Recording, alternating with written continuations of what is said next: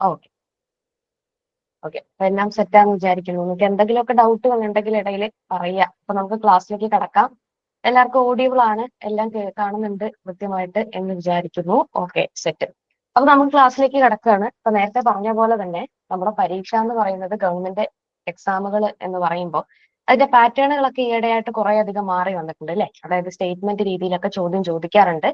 അത് മാത്രമല്ല, നിങ്ങളുടെ പരീക്ഷയെ സംബന്ധിച്ച് നോക്കുന്ന സമയത്ത് ജനറൽ നോളേജ് എന്ന് പറയുന്ന ഒരു ഭാഗം കൃത്യമായിട്ട് ഇന്ന ഇന്ന ഭാഗങ്ങളിൽ നിന്നും കോൺസെൻട്രേറ്റഡ് ആയിട്ടാണ് ചോദിക്കാറ്. അതായത് നമ്മൾ ജനറൽ PSC ഒക്കെ പഠിക്കുന്ന പോലെ നമുക്ക് ഒരുപാട് വാസ്റ്റ് ഏരിയ ഇല്ല. അതായത് വേൾഡ് ഹിസ്റ്ററി അല്ലെങ്കിൽ വേൾഡ് ഫിസിക്കൽ ജോഗ്രഫി എന്നൊക്കെ പറഞ്ഞിട്ട് കുറെ ഭാഗങ്ങളുണ്ട് അല്ലെ. അപ്പൊ ആ വലിയ ഏരിയയിൽ നിന്നുമാണ് എന്ത് ചെയ്യാറ്, ഒരു ചോദ്യം ചോദിക്കുക. അതേസമയം നിങ്ങൾക്ക് എന്ന് പറയുമ്പോൾ വളരെ ലിമിറ്റഡ് ആയിട്ടുള്ള ഏരിയ തന്നിട്ട് അവിടെ നിന്നാണ് 20 ചോദ്യം ചോദിക്കണം. അപ്പൊ തന്നെ നിങ്ങൾക്ക് അതിന്റെ ആ ഒരു ട്രാപ്പ് മനസ്സിലാവുണ്ടാവും. എന്താണ്, ആ ഉള്ള ഭാഗങ്ങൾ നമ്മൾ കൃത്യമായിട്ട് പഠിക്കണം. കാരണം അത്രയും ഭാഗത്ത് നിന്ന് 20 ചോദ്യം ചോദിക്കാന്ന് പറയുമ്പോൾ എങ്ങനെയും ചോദിക്കാം. എത്ര ഉള്ളിൽ നിന്നും അവർക്ക് എന്ത് ചെയ്യാം, ഡീറ്റെയിൽ ആയിട്ട് ചോദ്യം ചോദിക്കാം. അത് നമ്മൾ ഈ ഒരു സ്റ്റേറ്റ്മെന്റ് ചോദ്യങ്ങൾ എടുത്ത് നമ്മൾ വിശകലനം ചെയ്യുമ്പോൾ തന്നെ നമുക്ക് മനസ്സിലാവും. ഇപ്പൊ ഉദാഹരണത്തിന് ഒരു വ്യക്തിയെ പറ്റിയിട്ടാണ് ചോദിച്ചിരിക്കണമെങ്കിൽ പോലും വളരെ ഡീറ്റെയിൽ ആയിട്ട് ഉള്ള കാര്യങ്ങളാണ് ചോദിക്കുക. അല്ലാതെ സ്ഥിരമായിട്ട് നമ്മൾ പഠിച്ചു പോകുന്ന ബേസിക് പോയിന്റുകളെക്കാൾ ഉപരി നല്ല ഡീപ്പായിട്ടാണ് എന്ത് ചെയ്യുന്നത്, സ്റ്റേറ്റ്മെന്റ് ചോദ്യങ്ങളൊക്കെ അവർ കമ്പോസ് ചെയ്തിരിക്കുന്നത്. അപ്പൊ നമുക്ക് എങ്ങനെ ഈ പരീക്ഷ നമുക്ക് നേരിടാം, എങ്ങനെ നമുക്ക് ഈ ഒരു ഭാഗങ്ങളൊക്കെ പഠിച്ചു പോകാം എന്നതിന്റെ ഒരു മുന്നോടിയായിട്ട് ഈ ക്ലാസ്സിനകത്തേക്ക് കടക്കാം. ആദ്യത്തെ ക്വസ്റ്റ്യൻ എന്ന് പറയുന്നത് നമ്മുടെ കോൺസ്റ്റിറ്റ്യൂഷൻ എന്ന് പറയുന്ന ഭാഗത്ത് നിന്നുമുള്ള ഓക്കെ ആയിട്ടില്ല കേട്ടോ സ്ലൈഡ്. കാണുന്നില്ലേ? ചേഞ്ച് ആവുന്നില്ലേ? ചേഞ്ച് ആകുന്നില്ല.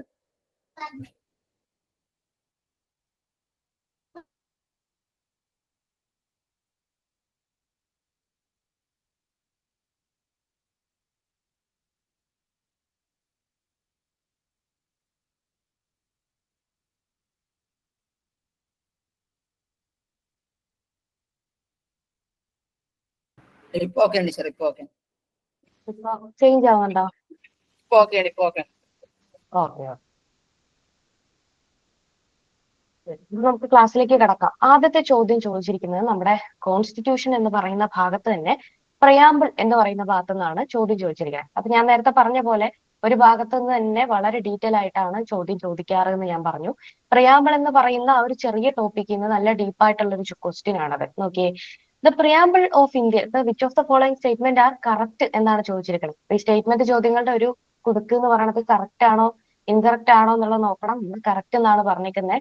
എന്താ പറഞ്ഞിരിക്കുന്നത്, the preamble of Indian constitution starts with V the people of India എന്നാണ് തുടങ്ങുന്നത് എന്ന് പറഞ്ഞിട്ടുണ്ട്. അതായത് നമ്മുടെ ഇന്ത്യയുടെ കോൺസ്റ്റിറ്റ്യൂഷന്റെ ആമുഖം ആരംഭിക്കുന്നത് V the people of India എന്നാണ് എന്ന് പറഞ്ഞിട്ടുണ്ട് ആദ്യത്തെ സ്റ്റേറ്റ്മെന്റ്. രണ്ടാമത്തെ പറഞ്ഞിട്ടുണ്ട് the preamble of Indian constitution start with V the people of Indian union എന്ന് പറഞ്ഞിട്ടുണ്ട്.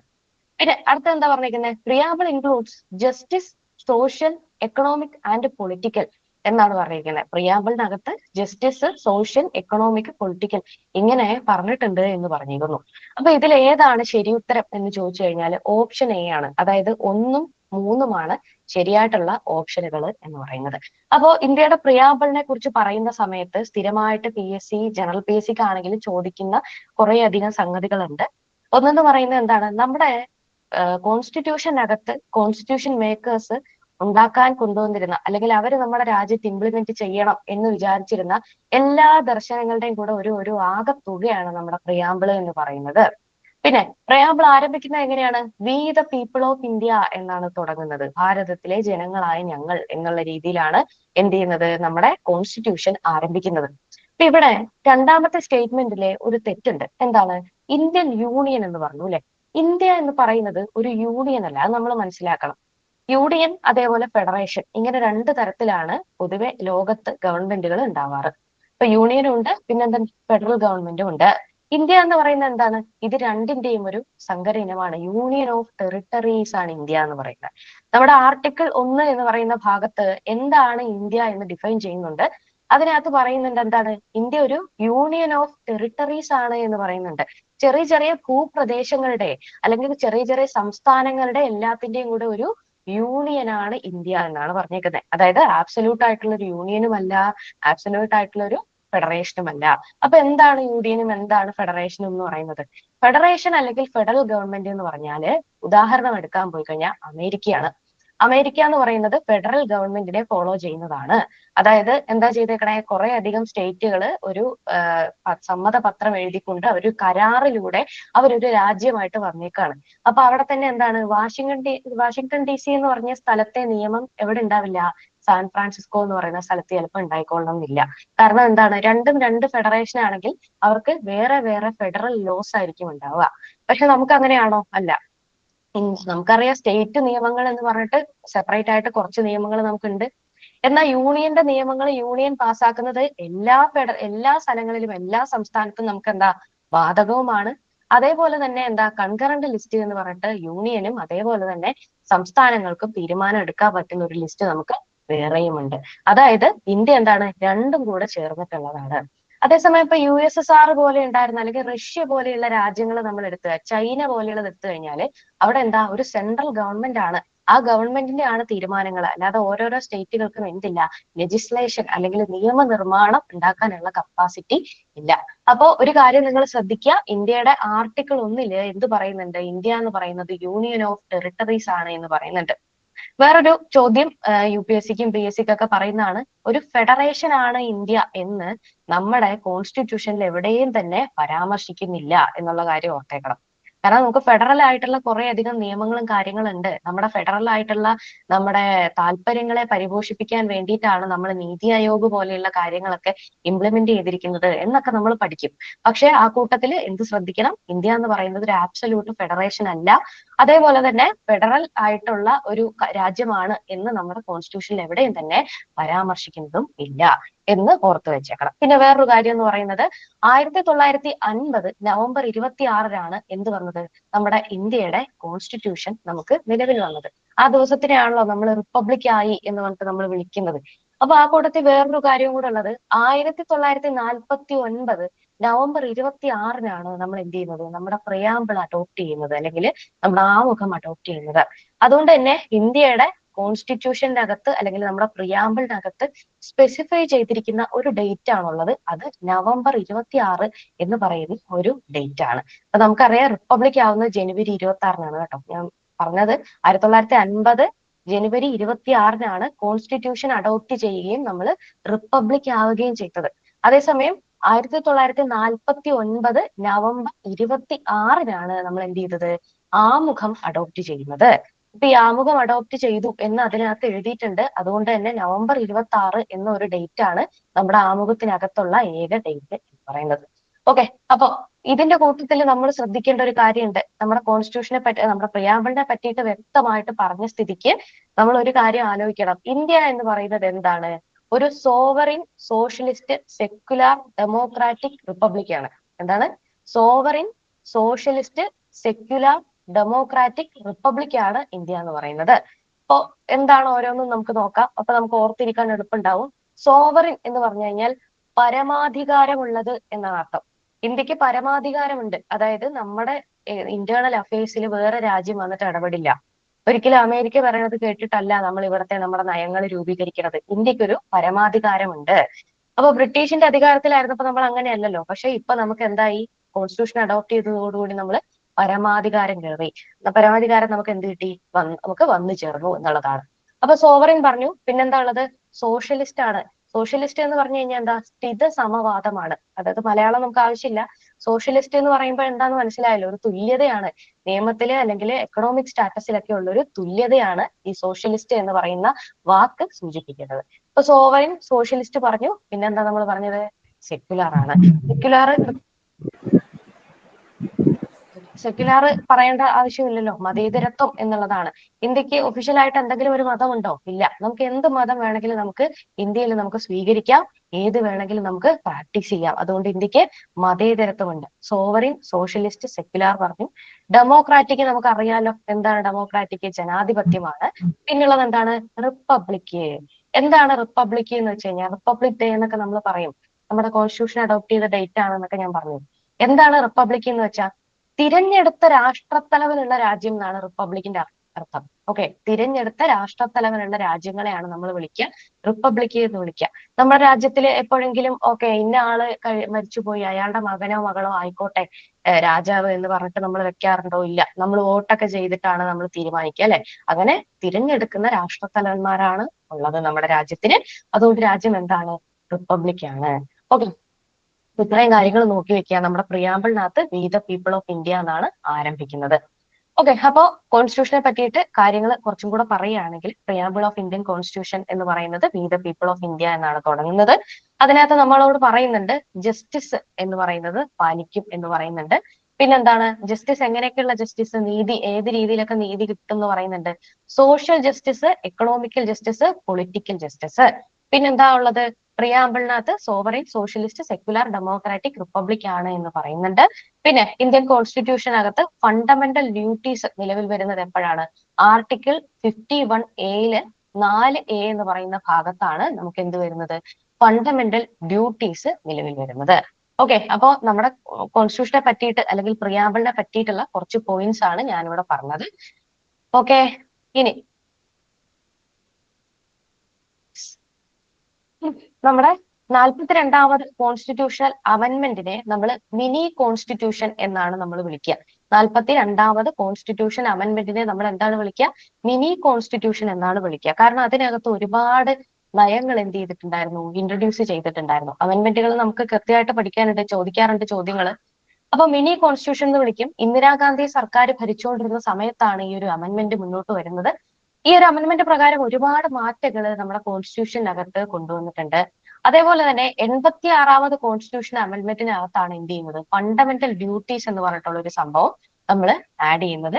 അപ്പോ എന്താ പറയുന്നത്? നമ്മളെ കോൺസ്റ്റിറ്റ്യൂഷന്റെ നമ്മുടെ ഭരണഘടനയുടെ ആമുഖം തിരുത്തപ്പെട്ടിട്ടുള്ള ഒരേ ഒരു അമെന്റ്മെന്റ് എന്ന് പറയുന്നത് നമ്മുടെ 42ാമത് കോൺസ്റ്റിറ്റ്യൂഷണൽ അമെന്റ്മെന്റ് ആണ്. ഓക്കെ, അമെന്റ്മെന്റിനകത്ത് ഈ സോഷ്യലിസ്റ്റ് എന്നൊക്കെയുള്ള ഒരു വാക്കുകൾ ചേർക്കുന്നത് ഇന്ദിരാഗാന്ധി ഗവൺമെന്റ് ഭരിക്കുന്ന സമയത്താണ്. ഓക്കെ, അടുത്ത ചോദ്യത്തിനകത്തേക്ക് നമ്മൾ പോവുകയാണ്. ഇതേപോലെ തന്നെ നമ്മുടെ ആമുഖവുമായിട്ട് ബന്ധപ്പെട്ട് തന്നെ ഒരു ചോദ്യമാണ്. അപ്പൊ ഞാനിനി കൂടുതൽ എക്സ്പ്ലെയിൻ ചെയ്യേണ്ട ആവശ്യമില്ല എന്ന് വിശ്വസിക്കുന്നു. അപ്പൊ എന്താ പറഞ്ഞിരിക്കുന്നത്? Which of the following statement is or are correct regarding the preamble എന്നാണ് ചോദിച്ചിരിക്കുന്നത്. Okay, India is A secular democratic republic ആണോ? സോഷ്യലിസ്റ്റ് സെക്യുലാർ റിപ്പബ്ലിക് ആണോ? അടുത്ത എന്താ? Sovereign, socialist, secular, democratic republic ആണോ? അപ്പൊ എന്താ? ഓപ്ഷൻ സി ആണ്, അല്ലെങ്കിൽ മൂന്നാമത്തെ സ്റ്റേറ്റ്മെന്റ് ആണ്. മൂന്നാമത്തേത് വരുന്ന ഏതിലാണ്? ഡി എന്ന് പറയുന്നതാണ്. ഡി ആണ് നമ്മുടെ ശരിയായിട്ടുള്ള ഉത്തരം. ഓക്കെ, അപ്പൊ ഇങ്ങനെയൊക്കെ ഉള്ളത് വരുന്ന സമയത്ത് കിട്ടുന്ന മാറിപ്പോവാതെ കൃത്യമായിട്ട് ഇതിനകത്ത് ഒരെണ്ണം മാത്രമേ ശരിയുള്ളൂ. മൂന്നാമത്തെ സ്റ്റേറ്റ്മെന്റിലാണ് എല്ലാ വാക്കുകളും ഉള്ളത്. അപ്പൊ അത് നോക്കിയിട്ട് ആൻസർ ചെയ്യാനായിട്ട് ശ്രമിക്കുക. ഓക്കെ, അപ്പൊ ഇനി ഇതിന് ഫർദർ ഞാൻ എക്സ്പ്ലെയിൻ ചെയ്യേണ്ടെന്ന് വിചാരിക്കുന്നു. നിങ്ങൾ നെറ്റിൽ നമ്മുടെ പ്രിയാമ്പിൾ അടിച്ചു കൊടുത്തു കഴിഞ്ഞാൽ പ്രിയാമ്പിൾ കൃത്യമായിട്ട് വരും. അപ്പൊ അതൊന്ന് ജസ്റ്റ് വായിച്ചു നോക്കിയേക്കാം. ഞാനിപ്പോ ഈ പറഞ്ഞ കാര്യങ്ങളെല്ലാം അതിനകത്ത് എഴുതി വെച്ചിട്ടുണ്ട്.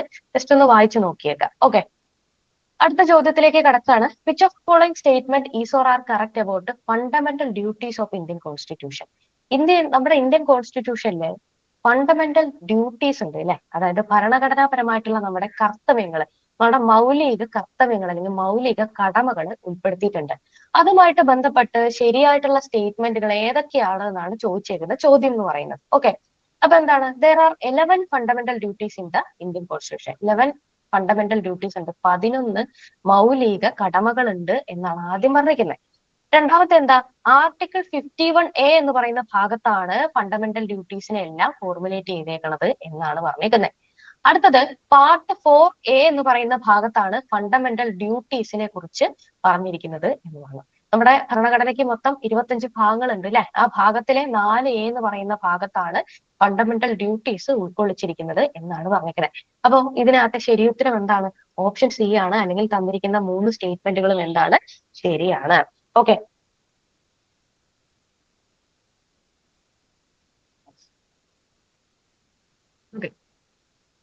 നോക്കാം. നമ്മുടെ കോൺസ്റ്റിറ്റ്യൂഷൻ പ്രകാരം ആദ്യമായിട്ട് ഞാൻ നേരത്തെ പറഞ്ഞ മിനി കോൺസ്റ്റിറ്റ്യൂഷൻ അല്ലെങ്കിൽ 42ാമത്തെ അമെന്റ്മെന്റ് 1976 നിലവിൽ വന്നു. അത് പ്രകാരം 10 ഫണ്ടമെന്റൽ ഡ്യൂട്ടീസ് ആണ് നമുക്ക് ഉണ്ടായിരുന്നത്.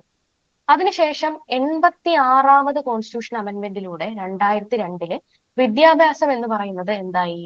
ഒരു മൗലിക കർത്തവ്യമായിട്ട്, അതായത് കുട്ടികൾക്ക് വിദ്യാഭ്യാസം നൽകാനുള്ള കർത്തവ്യം രക്ഷിതാക്കൾക്ക് ഉണ്ട് എന്നുള്ള ഒരു ഫണ്ടമെന്റൽ ഡ്യൂട്ടിയും കൂടെ എന്ത് ചെയ്തിട്ടുണ്ട്? ആഡ് ചെയ്തിട്ടുണ്ട്. അതോടുകൂടി നമ്മുടെ മൗലിക കടമകൾ എന്ന് പറയുന്നത് എത്രണ്ണായി? 11 മൗലിക കടമകളാണ് നമുക്കുള്ളത്. ഓക്കെ, അപ്പൊ 6 മൗലിക അവകാശങ്ങളും 11 മൗലിക കടമകളുമാണ് നമുക്കുള്ളത്. ഓക്കെ, ഇനി അടുത്തത് ദി സ്റ്റേറ്റ്മെന്റ് ഈസ് കറക്റ്റ്. അപ്പൊ രണ്ടാമത്തെ സംഭവം എന്താണ്? കറക്റ്റ് എന്ന് തന്നെയാണ് പറഞ്ഞിരിക്കുന്നത്. എന്താ പറഞ്ഞിരിക്കുന്നത്? നമ്മുടെ 1976 വന്നിട്ടുള്ള അമെന്റ്മെന്റ് പ്രകാരം ഇൻസേർട്ട് ചെയ്തിട്ടുള്ള ഈ ഒരു ഫണ്ടമെന്റൽ ഡ്യൂട്ടീസ് ഏത് ആർട്ടിക്കിളിന്റെ കീഴിൽ വരുന്നു? ആർട്ടിക്കിൾ 51A കീഴിലാണത് വരുന്നത്. ഏത് ഭാഗത്തിന്റെ കീഴിൽ വരുന്നു എന്നുള്ളതായിരുന്നു നമ്മുടെ മൂന്നാമത്തെ സ്റ്റേറ്റ്മെന്റ്. 4A എന്ന് പറയുന്ന ഭാഗത്താണ് വരുന്നത്. അപ്പോ ഇതിനെ കുറിച്ച് പറയുന്ന സമയത്ത് നമ്മുടെ കോൺസ്റ്റിറ്റ്യൂഷനിലെ ഏറ്റവും പ്രധാനപ്പെട്ട കുറച്ച് ഭാഗങ്ങളെ കുറിച്ച് പറയണമല്ലോ. അപ്പൊ നമ്മുടെ ഇന്ത്യൻ കോൺസ്റ്റിറ്റ്യൂഷന്റെ ഒന്നാമത്തെ ഭാഗം, ഫസ്റ്റ് പാർട്ട് എന്ന് പറയുന്നത് എന്തിനെ കുറിച്ചാണ് പറയുന്നത്? എന്താണ് നമ്മുടെ യൂണിയൻ ഓഫ് ടെറിട്ടറി, എന്താണ് ഇന്ത്യ എന്ന് നിർവചിക്കുന്നതാണ്. അതായത് ഇന്ത്യയുടെ കീഴിൽ ഏതൊക്കെ സ്റ്റേറ്റുകൾ ഉണ്ട്, ഏതൊക്കെ ടെറിട്ടറിയാണ് നമ്മുടെ, ഏത് ഭാഗം വരെയാണ് നമുക്കുള്ളത്, അതേപോലെ ഏതൊക്കെ വാട്ടർ ടെറിട്ടറി വരെ നമുക്ക് അധികാരമുണ്ട്. ഇങ്ങനെയുള്ള കാര്യങ്ങളെല്ലാം എന്താണ് പറയുന്നത്? നമ്മുടെ ഫസ്റ്റത്തെ ആർട്ടിക്കിളിൽ അല്ലെങ്കിൽ നമ്മുടെ ഫസ്റ്റ് പാർട്ടിനകത്താണ് എന്ത് ചെയ്യുന്നത്? പറഞ്ഞു പോകുന്നത്. അടുത്തത് രണ്ടാമത്തെ ഭാഗത്തേക്ക് വരുന്ന സമയത്ത് പാർട്ട് 2 എന്തിനെ കുറിച്ചാണ് സംസാരിക്കണത്? നമ്മുടെ പൗരത്വത്തെ കുറിച്ചാണ് പറയുന്നത്. അപ്പൊ ആദ്യം നമ്മൾ എന്താണ് രാജ്യം എന്നുള്ളത് പറഞ്ഞു. അടുത്തത് എന്താ പറയണ്ടേ? ഈ രാജ്യത്തുള്ളത് ആരൊക്കെയാന്നാ പറയണ്ടേ, അല്ലെ? സിറ്റിസൺസ് ആണ് രാജ്യത്തുള്ളത്. അപ്പോ ഏതൊക്കെ തരത്തിൽ നമുക്ക് പൗരത്വം നേടാം, ഏതൊക്കെ തരത്തിൽ പൗരത്വം നഷ്ടപ്പെടാം, എങ്ങനെയൊക്കെയാണ് പൗരത്വം എന്നുള്ളത് ഭാഗം 2 പറയുന്നു. നമ്മുടെ ആർട്ടിക്കിൾ 5 മുതൽ 11 വരെയുള്ള ഭാഗങ്ങളിൽ പൗരത്വത്തെ കുറിച്ച് സംസാരിക്കുന്നു. ഇനി ഭാഗം 3 എന്നുള്ളത് എന്ത് പഠിച്ചില്ലെങ്കിലും അത് പഠിക്കണം. ഏറ്റവും ഇമ്പോർട്ടന്റ് ആണ്. എന്താണ്? മൗലിക അവകാശങ്ങൾ, അല്ലെ? 6 മൗലിക അവകാശങ്ങൾ നമുക്കുണ്ട്. ഈ 6 മൗലിക അവകാശങ്ങളെ കുറിച്ച് പ്രതിപാദിച്ചിരിക്കുന്നത് ഏത് ഭാഗത്താണ്? ഭാഗം 3 പ്രതിപാദിച്ചിരിക്കുന്നത്. ഇനി അടുത്തത് നമ്മുടെ ഭാഗം 4. ഭാഗം 4A ആണ് ഫണ്ടമെന്റൽ ഡ്യൂട്ടി. ഭാഗം 4 എന്താണ് എന്നാണ് ചോദിക്കണേ. കമന്റ്സ് ഒന്നും ഇല്ലല്ലോ. അപ്പോ എന്താണ് നമ്മുടെ ഭാഗം 4 എന്ന് പറയുന്നത് എന്താ? ഡയറക്റ്റീവ് പ്രിൻസിപ്പിൾസ് ആണ്. ഡയറക്റ്റീവ് പ്രിൻസിപ്പിൾ എന്ന് പറയുമ്പോൾ എന്താണ്? ഒരു രാഷ്ട്രം ഒരു നീതി പൂർവമായിട്ടാണോ ഭരിക്കുന്നത് എന്നുള്ളത് അറിയാൻ വേണ്ടിയിട്ടുള്ള കുറെ സംഭവങ്ങൾ ആഡ് ചെയ്ത് വെച്ച് എങ്ങനെ ഇരിക്കും? അതാണ് നമ്മുടെ ഡയറക്റ്റീവ് പ്രിൻസിപ്പിൾസ് എന്ന് പറയുന്നത്. അതായത് ഇപ്പൊ നമ്മുടെ രാജ്യം നല്ല രീതിയിലാണോ പോകുന്നതെന്ന് അറിയാൻ വേണ്ടിയിട്ട് നമ്മൾ ഡയറക്റ്റീവ് പ്രിൻസിപ്പിൾ നോക്കിയാൽ മതി എന്നുള്ളൊരു കൺസെപ്റ്റിൽ ആഡ് ചെയ്ത സംഭവമാണ് ഡയറക്റ്റീവ് പ്രിൻസിപ്പിൾസ് എന്ന് പറയുന്നത്. ഓക്കെ, അപ്പോ ഇതിനകത്ത് എന്താണ്? നമ്മുടെ രാജ്യത്ത് ഇംപ്ലിമെന്റ് ചെയ്യേണ്ട അല്ലെങ്കിൽ ഇനി നമ്മൾ വരുത്തേണ്ട കുറെ കാര്യങ്ങളാണ് അതിനകത്ത് അടങ്ങിയിരിക്കുന്നത്. ഓക്കെ, അത് കഴിഞ്ഞ് നമ്മുടെ ഭാഗം 4A വന്നു. അവിടെ എന്താ ഉള്ളത്? നമ്മുടെ ഫണ്ടമെന്റൽ ഡ്യൂട്ടീസ് ആണ് ഉള്ളത്. ഇത്രയാണ് ഏറ്റവും പ്രധാനപ്പെട്ട കുറച്ചധികം ഭാഗങ്ങൾ. ഇനി ഭാഗം 5 വരുന്ന സമയത്തേക്ക് നമ്മുടെ യൂണിയന്റെ അധികാരങ്ങളും അങ്ങനത്തെ കാര്യങ്ങളൊക്കെയാണ്. അത് നമുക്ക് ആവശ്യമില്ല. ഓക്കെ, ഇത്രയാണ് ഏറ്റവും പ്രധാനമായിട്ട് പൊതുവെ ചോദിച്ചു കാണാറ്. അത് ഞാനിവിടെ പറഞ്ഞു പോയിട്ടുണ്ട്. ഓക്കെ, അടുത്ത ചോദ്യത്തിലേക്ക് പോവുകയാണ്. Which of the following statements is or are correct about the Indian constitutional amendments എന്നാണ് ചോദിച്ചത്. അപ്പൊ ഞാൻ ആദ്യം ക്ലാസ് തുടങ്ങുമ്പോഴേ ഞാൻ നിങ്ങളോട് പറഞ്ഞു. എന്താ പറഞ്ഞേ? നമ്മൾക്ക് കുറച്ചധികം ഏരിയാസ് തന്നിട്ടുണ്ട്. ആ ഏരിയാസിൽ നിന്ന് കോൺസെൻട്രേറ്റഡ് ആയിട്ട് ചോദ്യം ചോദിക്കുന്നു, അല്ലെ? അപ്പൊ അങ്ങനെയുള്ള ഒരു ചോദ്യം, ഒരു ഭാഗമാണ് അമെന്റ്മെന്റ് എന്ന് പറയുന്നത്. അമെന്റ്മെന്റ് എന്ന് പറയുമ്പോൾ ഇത്ര അമെന്റ്മെന്റേ നമുക്ക് ആകെ ഉള്ളൂ. ആ അമെന്റ്മെന്റിനകത്ത് നിന്ന് വളരെ ക്ലിയർ ആയിട്ട് അല്ലെങ്കിൽ വളരെ ഡീപ്പായിട്ട് ചോദ്യങ്ങൾ പൊതുവെ ഞാൻ കാണാനിടയായി ചോദ്യ പേപ്പറിൽ. ഓക്കെ, അപ്പൊ നോക്കുക എന്തൊക്കെയാണ് നമ്മുടെ സ്റ്റേറ്റ്മെന്റുകൾ എന്നുള്ളത്. ആദ്യത്തെ സ്റ്റേറ്റ്മെന്റ് എന്താ? Fundamental duties are inserted by 44th constitution amendment എന്ന് പറഞ്ഞിട്ടുണ്ട്. എന്താണ് ഫണ്ടമെന്റൽ ഡ്യൂട്ടീസ് അല്ലെങ്കിൽ മൗലിക കടമകൾ എന്ന് പറയുന്നത്? 44ാമത് കോൺസ്റ്റിറ്റ്യൂഷൻ അമെന്റ്മെന്റിലൂടെയാണ് കൊണ്ടുവന്നത് എന്ന് പറഞ്ഞിട്ടുണ്ട്. അടുത്തത് 42nd constitution amendment is known as mini constitution എന്ന് തന്നിട്ടുണ്ട്. 86ാമത് കോൺസ്റ്റിറ്റ്യൂഷൻ അമെന്റ്മെന്റിനകത്താണ് fundamental duties 1 fundamental duty add ചെയ്തത്. അതായത് 10 ആയിരുന്നു, 11ാമത്തേത് ആഡ് ചെയ്തത് എന്നും പറഞ്ഞിട്ടുണ്ട്, അല്ലെ? അപ്പൊ ഇതിനകത്ത് ശരിയുത്തരം എന്താണെന്നുള്ളത് നോക്കാം. എന്താ ഇതിന്റെ ശരിയുത്തരം എന്ന് പറയുന്നത്? ഇത് 3ഉം ശരിയായിട്ടുള്ള ഉത്തരങ്ങളാണ്, അല്ലെ? അതായത് ഫണ്ടമെന്റൽ ഡ്യൂട്ടീസ് ഇൻസേർട്ട് ചെയ്യുന്നത് 42ാമത് കോൺസ്റ്റിറ്റ്യൂഷൻ അമെന്റ്മെന്റിലാണ്. അപ്പൊ അതൊരെണ്ണം തെറ്റാണ്. ബാക്കി 2 സാധനവും എന്താണ്? ശരിയായിട്ടുള്ള കാര്യങ്ങളാണ്. ഓക്കെ, 42ാമത്തെ അമെന്റ്മെന്റ് ആണ് മിനി കോൺസ്റ്റിറ്റ്യൂഷൻ എന്ന് പറയുന്നത്. ഫണ്ടമെന്റൽ ഡ്യൂട്ടീസ് എന്ന് പറയുന്നത് എവിടെയാണ്? ഒരു ഫണ്ടമെന്റൽ ഡ്യൂട്ടി അല്ലെങ്കിൽ വിദ്യാഭ്യാസത്തിനുള്ള കടമ എന്ന് പറയുന്നത് എവിടെ ആഡ് ചെയ്തത്? 86ാമത് കോൺസ്റ്റിറ്റ്യൂഷൻ അമെന്റ്മെന്റിൽ 2002 ആഡ് ചെയ്തിട്ടുള്ളത്. ഓക്കെ, അടുത്ത അതുമായിട്ട് ബന്ധപ്പെട്ടിട്ട് നമ്മൾ പറയുന്ന സമയത്ത് അമെന്റ്മെന്റുകളെ കുറിച്ച് നമുക്കൊന്ന് നോക്കി പോകാം. ഏറ്റവും പ്രധാനപ്പെട്ട കുറച്ച് അമെന്റ്മെന്റ്. അപ്പോൾ ഈ അമെന്റ്മെന്റ് ഏറ്റവും ഇമ്പോർട്ടന്റ് ആണ് ഞാൻ ഇവിടെ പറഞ്ഞിരിക്കുന്നത്. നിങ്ങൾക്ക് ഇന്നത് പഠിക്കണം എന്നുണ്ടെങ്കിൽ നോട്ടിൽ ഞാൻ വേണമെങ്കിൽ ആഡ് ചെയ്യാം. അല്ലാന്നുണ്ടെങ്കിൽ നമ്മുടെ LDCയുടെ പോലെയുള്ള 10th ലെവൽ പരീക്ഷകളിൽ PSC തരുന്ന ഒരു സിലബസ് ഉണ്ട്. ആ സിലബസിനകത്തെ അമെന്റ്മെന്റുകൾ എന്ന് പറയുന്ന ഭാഗത്ത് കൃത്യമായിട്ട് നമ്പർ ഇട്ട് അമെന്റ്മെന്റ് അവർ തന്നിട്ടുണ്ട്. അത്രയും അമെന്റ്മെന്റുകൾ എങ്കിലും നിങ്ങൾ പഠിച്ചു വെക്കാനായിട്ട് ശ്രമിക്കുക. കാരണം മിക്കവാറും അതിൽ നിന്ന് ചോദിക്കുള്ളൂ. പിന്നെ ഉള്ളത് 100ന് ശേഷമുള്ള 100, 101 അങ്ങനെയുള്ള ലേറ്റസ്റ്റ് അമെന്റ്മെന്റുകളുമാണ് പൊതുവെ ചോദിക്കാറുള്ളത്. അപ്പൊ ഇവിടെ ഏറ്റവും ഇമ്പോർട്ടന്റ് ആയിട്ടുള്ള കുറച്ച് അമെന്റ്മെന്റുകൾ നമുക്ക് നോക്കി പോകാം. എന്തൊക്കെയാണ് അതിലെ പ്രൊവിഷൻസ് എന്നുള്ളത് നോക്കാം. അപ്പൊ അതിന്റെ ഡീറ്റെയിൽസ് പറഞ്ഞു കഴിയുമ്പോൾ തന്നെ നമുക്കത് ഓർത്ത് വെക്കാൻ പറ്റും. നമുക്ക് വേറെ കോഡിന്റെ ആവശ്യമൊന്നും ഇല്ലാതെ ഓർത്ത് വെക്കാനായിട്ട് പറ്റും. അപ്പൊ ആദ്യത്തെ അമെന്റ്മെന്റ് 1951 വന്നിട്ടുള്ളതാണ്. അപ്പൊ 1950 നമ്മുടെ കോൺസ്റ്റിറ്റ്യൂഷൻ നിലവിൽ വന്നിട്ട് അടുത്ത കൊല്ലം തന്നെ അമെന്റ്മെന്റ് വന്നു. എന്താ പറഞ്ഞത്? Empowered the state to make special provision for the advancement of socially and economically backward classes എന്നുള്ളതാണ്. എന്താണ്? Validated the land reform laws and added a 9th schedule to protect certain law from judicial review. ഈ രണ്ട് കാര്യങ്ങളാണ് അതിൽ വന്നത്. എന്താന്ന് ഞാൻ explain ചെയ്യാം. അതായത് നമ്മുടെ കോൺസ്റ്റിറ്റ്യൂഷൻ പ്രകാരം നമുക്ക് അവസര സമത്വം എന്ന് പറഞ്ഞിട്ടുള്ള ഒരു സംഭവം ഉണ്ട് അല്ലെ. എന്താത്? നമ്മുടെ ആർട്ടിക്കിൾ 14 പ്രകാരം നമുക്ക് തുല്യതയ്ക്കുള്ള അവകാശമുണ്ട്. അതേപോലെ തന്നെ നമ്മുടെ ആർട്ടിക്കിൾ 16 പ്രകാരം നമുക്ക് എന്തുണ്ട്? നമുക്ക് ഉദ്യോഗങ്ങളില് അല്ലെങ്കിൽ ഏതെങ്കിലും ഒരു സ്ഥാനത്തില് തുല്യതയ്ക്കുള്ള ഒരു അവകാശമുണ്ട് അല്ലെ. നീ ഇന്ന മതമാണ്, നീ ഇന്ന പ്രദേശത്തു നിന്ന് വരുന്നവനാണ്, നീ കറുത്തവനാണ്, വെളുത്തവനാണെന്ന് പറഞ്ഞിട്ട് ജോലി തരൂല എന്ന് പറയാൻ പറ്റുമോ? ഇല്ല. നമുക്ക് അവസര സമത്വം എന്ന് പറയുന്നത് നമ്മുടെ മൗലിക അവകാശമാണ്. ഈ മൗലിക അവകാശത്തെ സംബന്ധിച്ച് നമ്മുടെ ആർട്ടിക്കിൾ 32 പ്രകാരം ഏതെങ്കിലും ഒരു മൗലിക അവകാശം നിങ്ങൾക്ക് കിട്ടിയില്ല എന്നുണ്ടെങ്കിൽ നിങ്ങൾ ഒന്നും നോക്കണ്ട, നേരെ നമുക്ക് എവിടെ പോകാം? നേരിട്ട് സുപ്രീം കോടതിയെ സമീപിക്കാനായിട്ട് സാധിക്കും. ആർട്ടിക്കിൾ 32 പ്രകാരം. ആർട്ടിക്കിൾ 226 പ്രകാരം നേരിട്ട് ഹൈക്കോടതിയെ സമീപിക്കാനായിട്ട് സാധിക്കും. എന്തിനു വേണ്ടി? മൗലിക അവകാശം കിട്ടിയില്ല എന്ന് പറഞ്ഞു കഴിഞ്ഞാൽ നേരിട്ട് പോവാനായിട്ട് സാധിക്കും. അപ്പോ ഈ ഒരു മൗലികാവകാശം നമുക്ക് നേടിത്തരാൻ വേണ്ടിയിട്ട് ഹൈക്കോടതിക്കോ അല്ലെങ്കിൽ സുപ്രീം കോടതിക്കോ റിട്ടുകൾ പുറപ്പെടുവിക്കാനായിട്ട് സാധിക്കും. ഇതാണ് നമ്മുടെ ആ ഒരു കോൺസ്റ്റിറ്റ്യൂഷന്റെ പോക്ക് എന്ന് പറയുന്നത്. അപ്പോ ഇത് പ്രകാരം ഞാൻ പറഞ്ഞ പോലെ നമുക്ക് അവസര സമത്വം എന്ന് പറയുന്ന ഒരു സംഭവം ഉണ്ട് ഇല്ലേ. നമുക്ക് തുല്യത ഉണ്ട്. പക്ഷെ ഈ തുല്യതയ്ക്ക് നേരെ ഓപ്പോസിറ്റ് അല്ലേ നമുക്ക് ഈ പറയുന്ന റിസർവേഷൻ എന്ന് പറയുന്നത്. അപ്പോ എന്ത് ചെയ്തു? 1951 അങ്ങനെ ഒരു കേസ് മുന്നോട്ട് വരികയാണ്.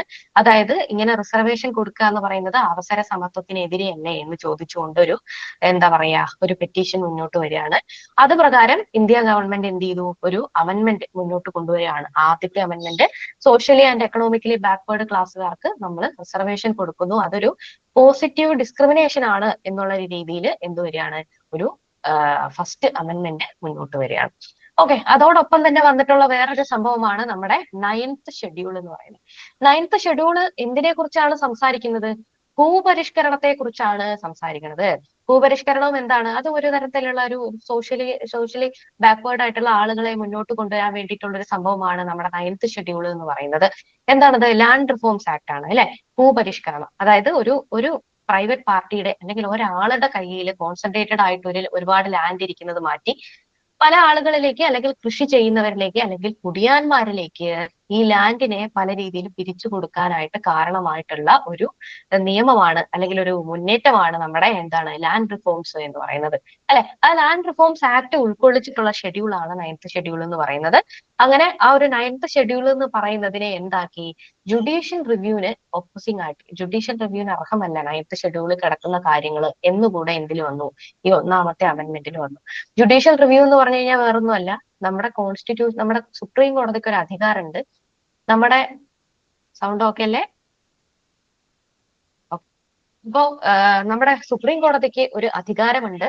എന്താണ് അധികാരം എന്ന് വെച്ച് കഴിഞ്ഞാൽ എന്തെങ്കിലുമൊക്കെ ഒരു മൗലിക അവകാശത്തിന് എതിരെ ഒരു നിയമം പാസ്സാവുകയാണെങ്കിൽ, അതായത് സ്ലോ ആയിട്ട് ഞാൻ പറയാം, നമ്മുടെ സ്റ്റേറ്റ് ഗവൺമെന്റിന് അല്ലെങ്കിൽ നാഷണൽ ഗവൺമെന്റിന് അവിടെ എന്താണ് പരിപാടി? അവരവിടെ നിയമങ്ങൾ പാസ്സാക്കുകയാണ് അല്ലെ. നമ്മുടെ കോൺസ്റ്റിറ്റ്യൂഷനിൽ എഴുതി വെച്ചിരിക്കുന്ന ആർട്ടിക്കിൾ പ്രകാരം ഈ ആർട്ടിക്കിളുകളും ഈ ഡയറക്റ്റീവ് പ്രിൻസിപ്പിളും ഒക്കെ നമ്മുടെ നാട്ടിൽ നടപ്പിലാക്കണമെങ്കിൽ എന്ത് വേണം? നിയമങ്ങൾ വേണം. അതായത് ഇപ്പൊ ഉദാഹരണത്തിന് നമ്മുടെ ആർട്ടിക്കിൾ 20 പ്രകാരം നമുക്ക് ജീവിക്കാനുള്ള അവകാശമുണ്ട് അല്ലെ. ആ ജീവിക്കാനുള്ള അവകാശം വളരെ ഡിഗ്നിറ്റിയോടുകൂടി ജീവിക്കാനുള്ള അവകാശം എന്ന് എഴുതി വെച്ചിട്ടുണ്ട്. ആ അവകാശത്തിന് കീഴിൽ പാസ്സാക്കിയ ഒരു നിയമമാണ് പൊതുസ്ഥലങ്ങളിൽ പുകവലി പാടില്ല എന്നുള്ളത് അല്ലെ. ഡിഗ്നിറ്റിയോടുകൂടി എനിക്ക് ജീവിക്കണം. അവിടെ വേറൊരാൾ അവിടെ പുകവലിച്ചുകൊണ്ടിരുന്നു കഴിഞ്ഞാൽ അത് എന്റെ ആരോഗ്യത്തിനെതിരല്ലേ. അങ്ങനെയുള്ള രീതിയിൽ നമ്മുടെ കോൺസ്റ്റിറ്റ്യൂഷനിലെ ഓരോ പ്രൊവിഷനെയും ഉപയോഗിച്ചുകൊണ്ട് നിയമങ്ങൾ പാസ്സാക്കുകയാണ് ആര് ചെയ്യണത്? നമ്മുടെ സ്റ്റേറ്റ് ലെജിസ്ലേച്ചറും അതേപോലെ തന്നെ നമ്മുടെ സെൻട്രൽ ലെജിസ്ലേച്ചറും ചെയ്യുന്നത്. ഇത്തരത്തിൽ പാസ്സാക്കുന്ന നിയമങ്ങൾ ഏതെങ്കിലുമൊക്കെ നമ്മുടെ മൗലിക അവകാശത്തിന് എതിരെയാണെന്ന് വെക്കാം. ഏതെങ്കിലും ഒരു മൗലിക അവകാശത്തിന് എതിരെയായാൽ ആ മൗലിക അവകാശത്തെ നൾ ആൻഡ് വോയിഡ് ആയിട്ട്, അതായത് ഇനി അത് എടുക്കാൻ പാടില്ല, മൗലിക അവകാശത്തിന് ഏതെങ്കിലും തരത്തിൽ ഇത് കുത്തുന്നുണ്ടെങ്കിൽ അപ്പൊ അതിനെ എടുത്തു കളയാനുള്ള അധികാരം ആർക്കുണ്ട്? സുപ്രീം കോടതിക്കുണ്ട്. ഓക്കെ, അതിനെയാണ് ജുഡീഷ്യൽ റിവ്യൂ എന്ന് പറയുന്നത്. സംഭവം മനസ്സിലായല്ലോ? നമ്മുടെ സ്റ്റേറ്റ് ലെജിസ്ലേച്ചർ അല്ലെങ്കിൽ സെൻട്രൽ ലെജിസ്ലേച്ചർ ഒരു നിയമം പാസ്സാക്കുകയാണ്. ആ നിയമം ഏതെങ്കിലും തരത്തിൽ നമ്മുടെ മൗലിക അവകാശത്തെ അല്ലെങ്കിൽ ഫണ്ടമെന്റൽ റൈറ്റിനെ ഹനിക്കുന്നുണ്ട് എന്ന് തോന്നിക്കഴിഞ്ഞാൽ സുപ്രീം കോടതി എന്ത് ചെയ്യാൻ പറ്റും? സുപ്രീം കോടതി can declare that act into null and void. അപ്പൊ അത് നിയമപരമല്ല, സാധുതയില്ല എന്ന് പറഞ്ഞിട്ട് ആ നിയമം എടുത്തു കളയാനായിട്ട് സുപ്രീം കോടതിക്ക് സാധിക്കും. ആ ജുഡീഷ്യൽ റിവ്യൂ 9ാമത് ഷെഡ്യൂളിന് ബാധകമല്ല എന്ന് പറഞ്ഞു ഒന്നാമത്തെ അമെന്റ്മെന്റ്. ഓക്കെ, അത് എന്തുകൊണ്ടാണ് അങ്ങനെ പറഞ്ഞത് എന്ന് ചോദിച്ചു കഴിഞ്ഞാൽ ഈ ലാൻഡ് റിഫോം എന്ന് പറയുന്നത് അന്ന് കാലത്ത് നമ്മുടെ ഇപ്പൊ നമുക്ക് ആകെ 6 മൗലികാവകാശമേ ഉള്ളൂ. അതേസമയം അന്ന് നമുക്ക് 7 മൗലികാവകാശം ഉണ്ട്. സ്വത്തിനുള്ള അവകാശം എന്ന് പറയുന്നത് അന്ന് നമുക്കൊരു മൗലികാവകാശമായിരുന്നു. ആ മൗലികാവകാശത്തിനെ ഹനിക്കുന്നതാണ് ഭൂപരിഷ്കരണം, അല്ലെ? നമ്മുടെ ലാൻഡ് ജന്മിയുടെ കയ്യിൽ നിന്ന് എടുത്തിട്ട് പോയാൽ ജന്മിയുടെ മൗലികാവകാശം പോയി എന്ന് പറഞ്ഞിട്ട് ജന്മിക്ക് പോയി കേസ് കൊടുക്കാം. അപ്പൊ അങ്ങനെ വരാതിരിക്കാൻ വേണ്ടിയിട്ട് 9th ഷെഡ്യൂള് ജുഡീഷ്യൽ റിവ്യൂല് പാടില്ല എന്നും പറഞ്ഞ് ഫസ്റ്റ് അമെന്റ്മെന്റ് കൊണ്ടുവന്നു എന്നുള്ളത് ഓർത്ത് വെക്കാം. അപ്പൊ ആ കോണ്ടെക്സ്റ്റും എന്താണ് കാര്യവും എന്ന് വിചാരിച്ചാൽ തന്നെ നമുക്ക് ആ ഒരു അമെന്റ്മെന്റ് നമുക്ക് പഠിക്കാൻ പറ്റിയല്ലേ? അടുത്തത് 7ാമത്തെ അമെന്റ്മെന്റ് ആണ് ഇമ്പോർട്ടന്റ് ആയിട്ടുള്ളത്. ഏറ്റവും ഇമ്പോർട്ടന്റ് ഞാൻ പറയുന്നത്, എല്ലാം കൂടെ നമുക്ക് പഠിക്കാനൊന്നും പറ്റില്ല. 100 സംതിങ് അമെന്റ്മെന്റ് നമുക്കുണ്ട് അല്ലെ? അപ്പൊ 7ാമത്തെ അമെന്റ്മെന്റ് എന്താണ്? 1956 വന്നിട്ടുള്ളതാണ്. ഇമ്പോർട്ടന്റ് ആയിട്ടുള്ള അമെന്റ്മെന്റ് ആണ്. എന്താ സംഭവം? ഭാഷാപരമായിട്ടുള്ള സംസ്ഥാനങ്ങളുടെ പുനഃസംഘടന എന്ന് പറയുന്നത് വന്നത് 7ാമത്തെ അമെന്റ്മെന്റിലാണ്. Implemented the recommendation of the state reorganisation commission. അതായത് സംസ്ഥാന പുനഃസംഘടനാ കമ്മീഷൻ എന്ന് പറയുന്ന കമ്മീഷന്റെ ആ ഒരു ഉപദേശങ്ങൾ സ്വീകരിച്ചുകൊണ്ട് നമ്മുടെ സംസ്ഥാനങ്ങളെ ഭാഷാടിസ്ഥാനത്തിൽ എന്ത് ചെയ്തു? വിഭജിക്കാനായിട്ട് സാധിച്ചു. അങ്ങനെയുള്ളത് വന്നത് എപ്പോഴാണ്? 7th അമെന്റ്മെന്റിലാണ് വരുന്നത്.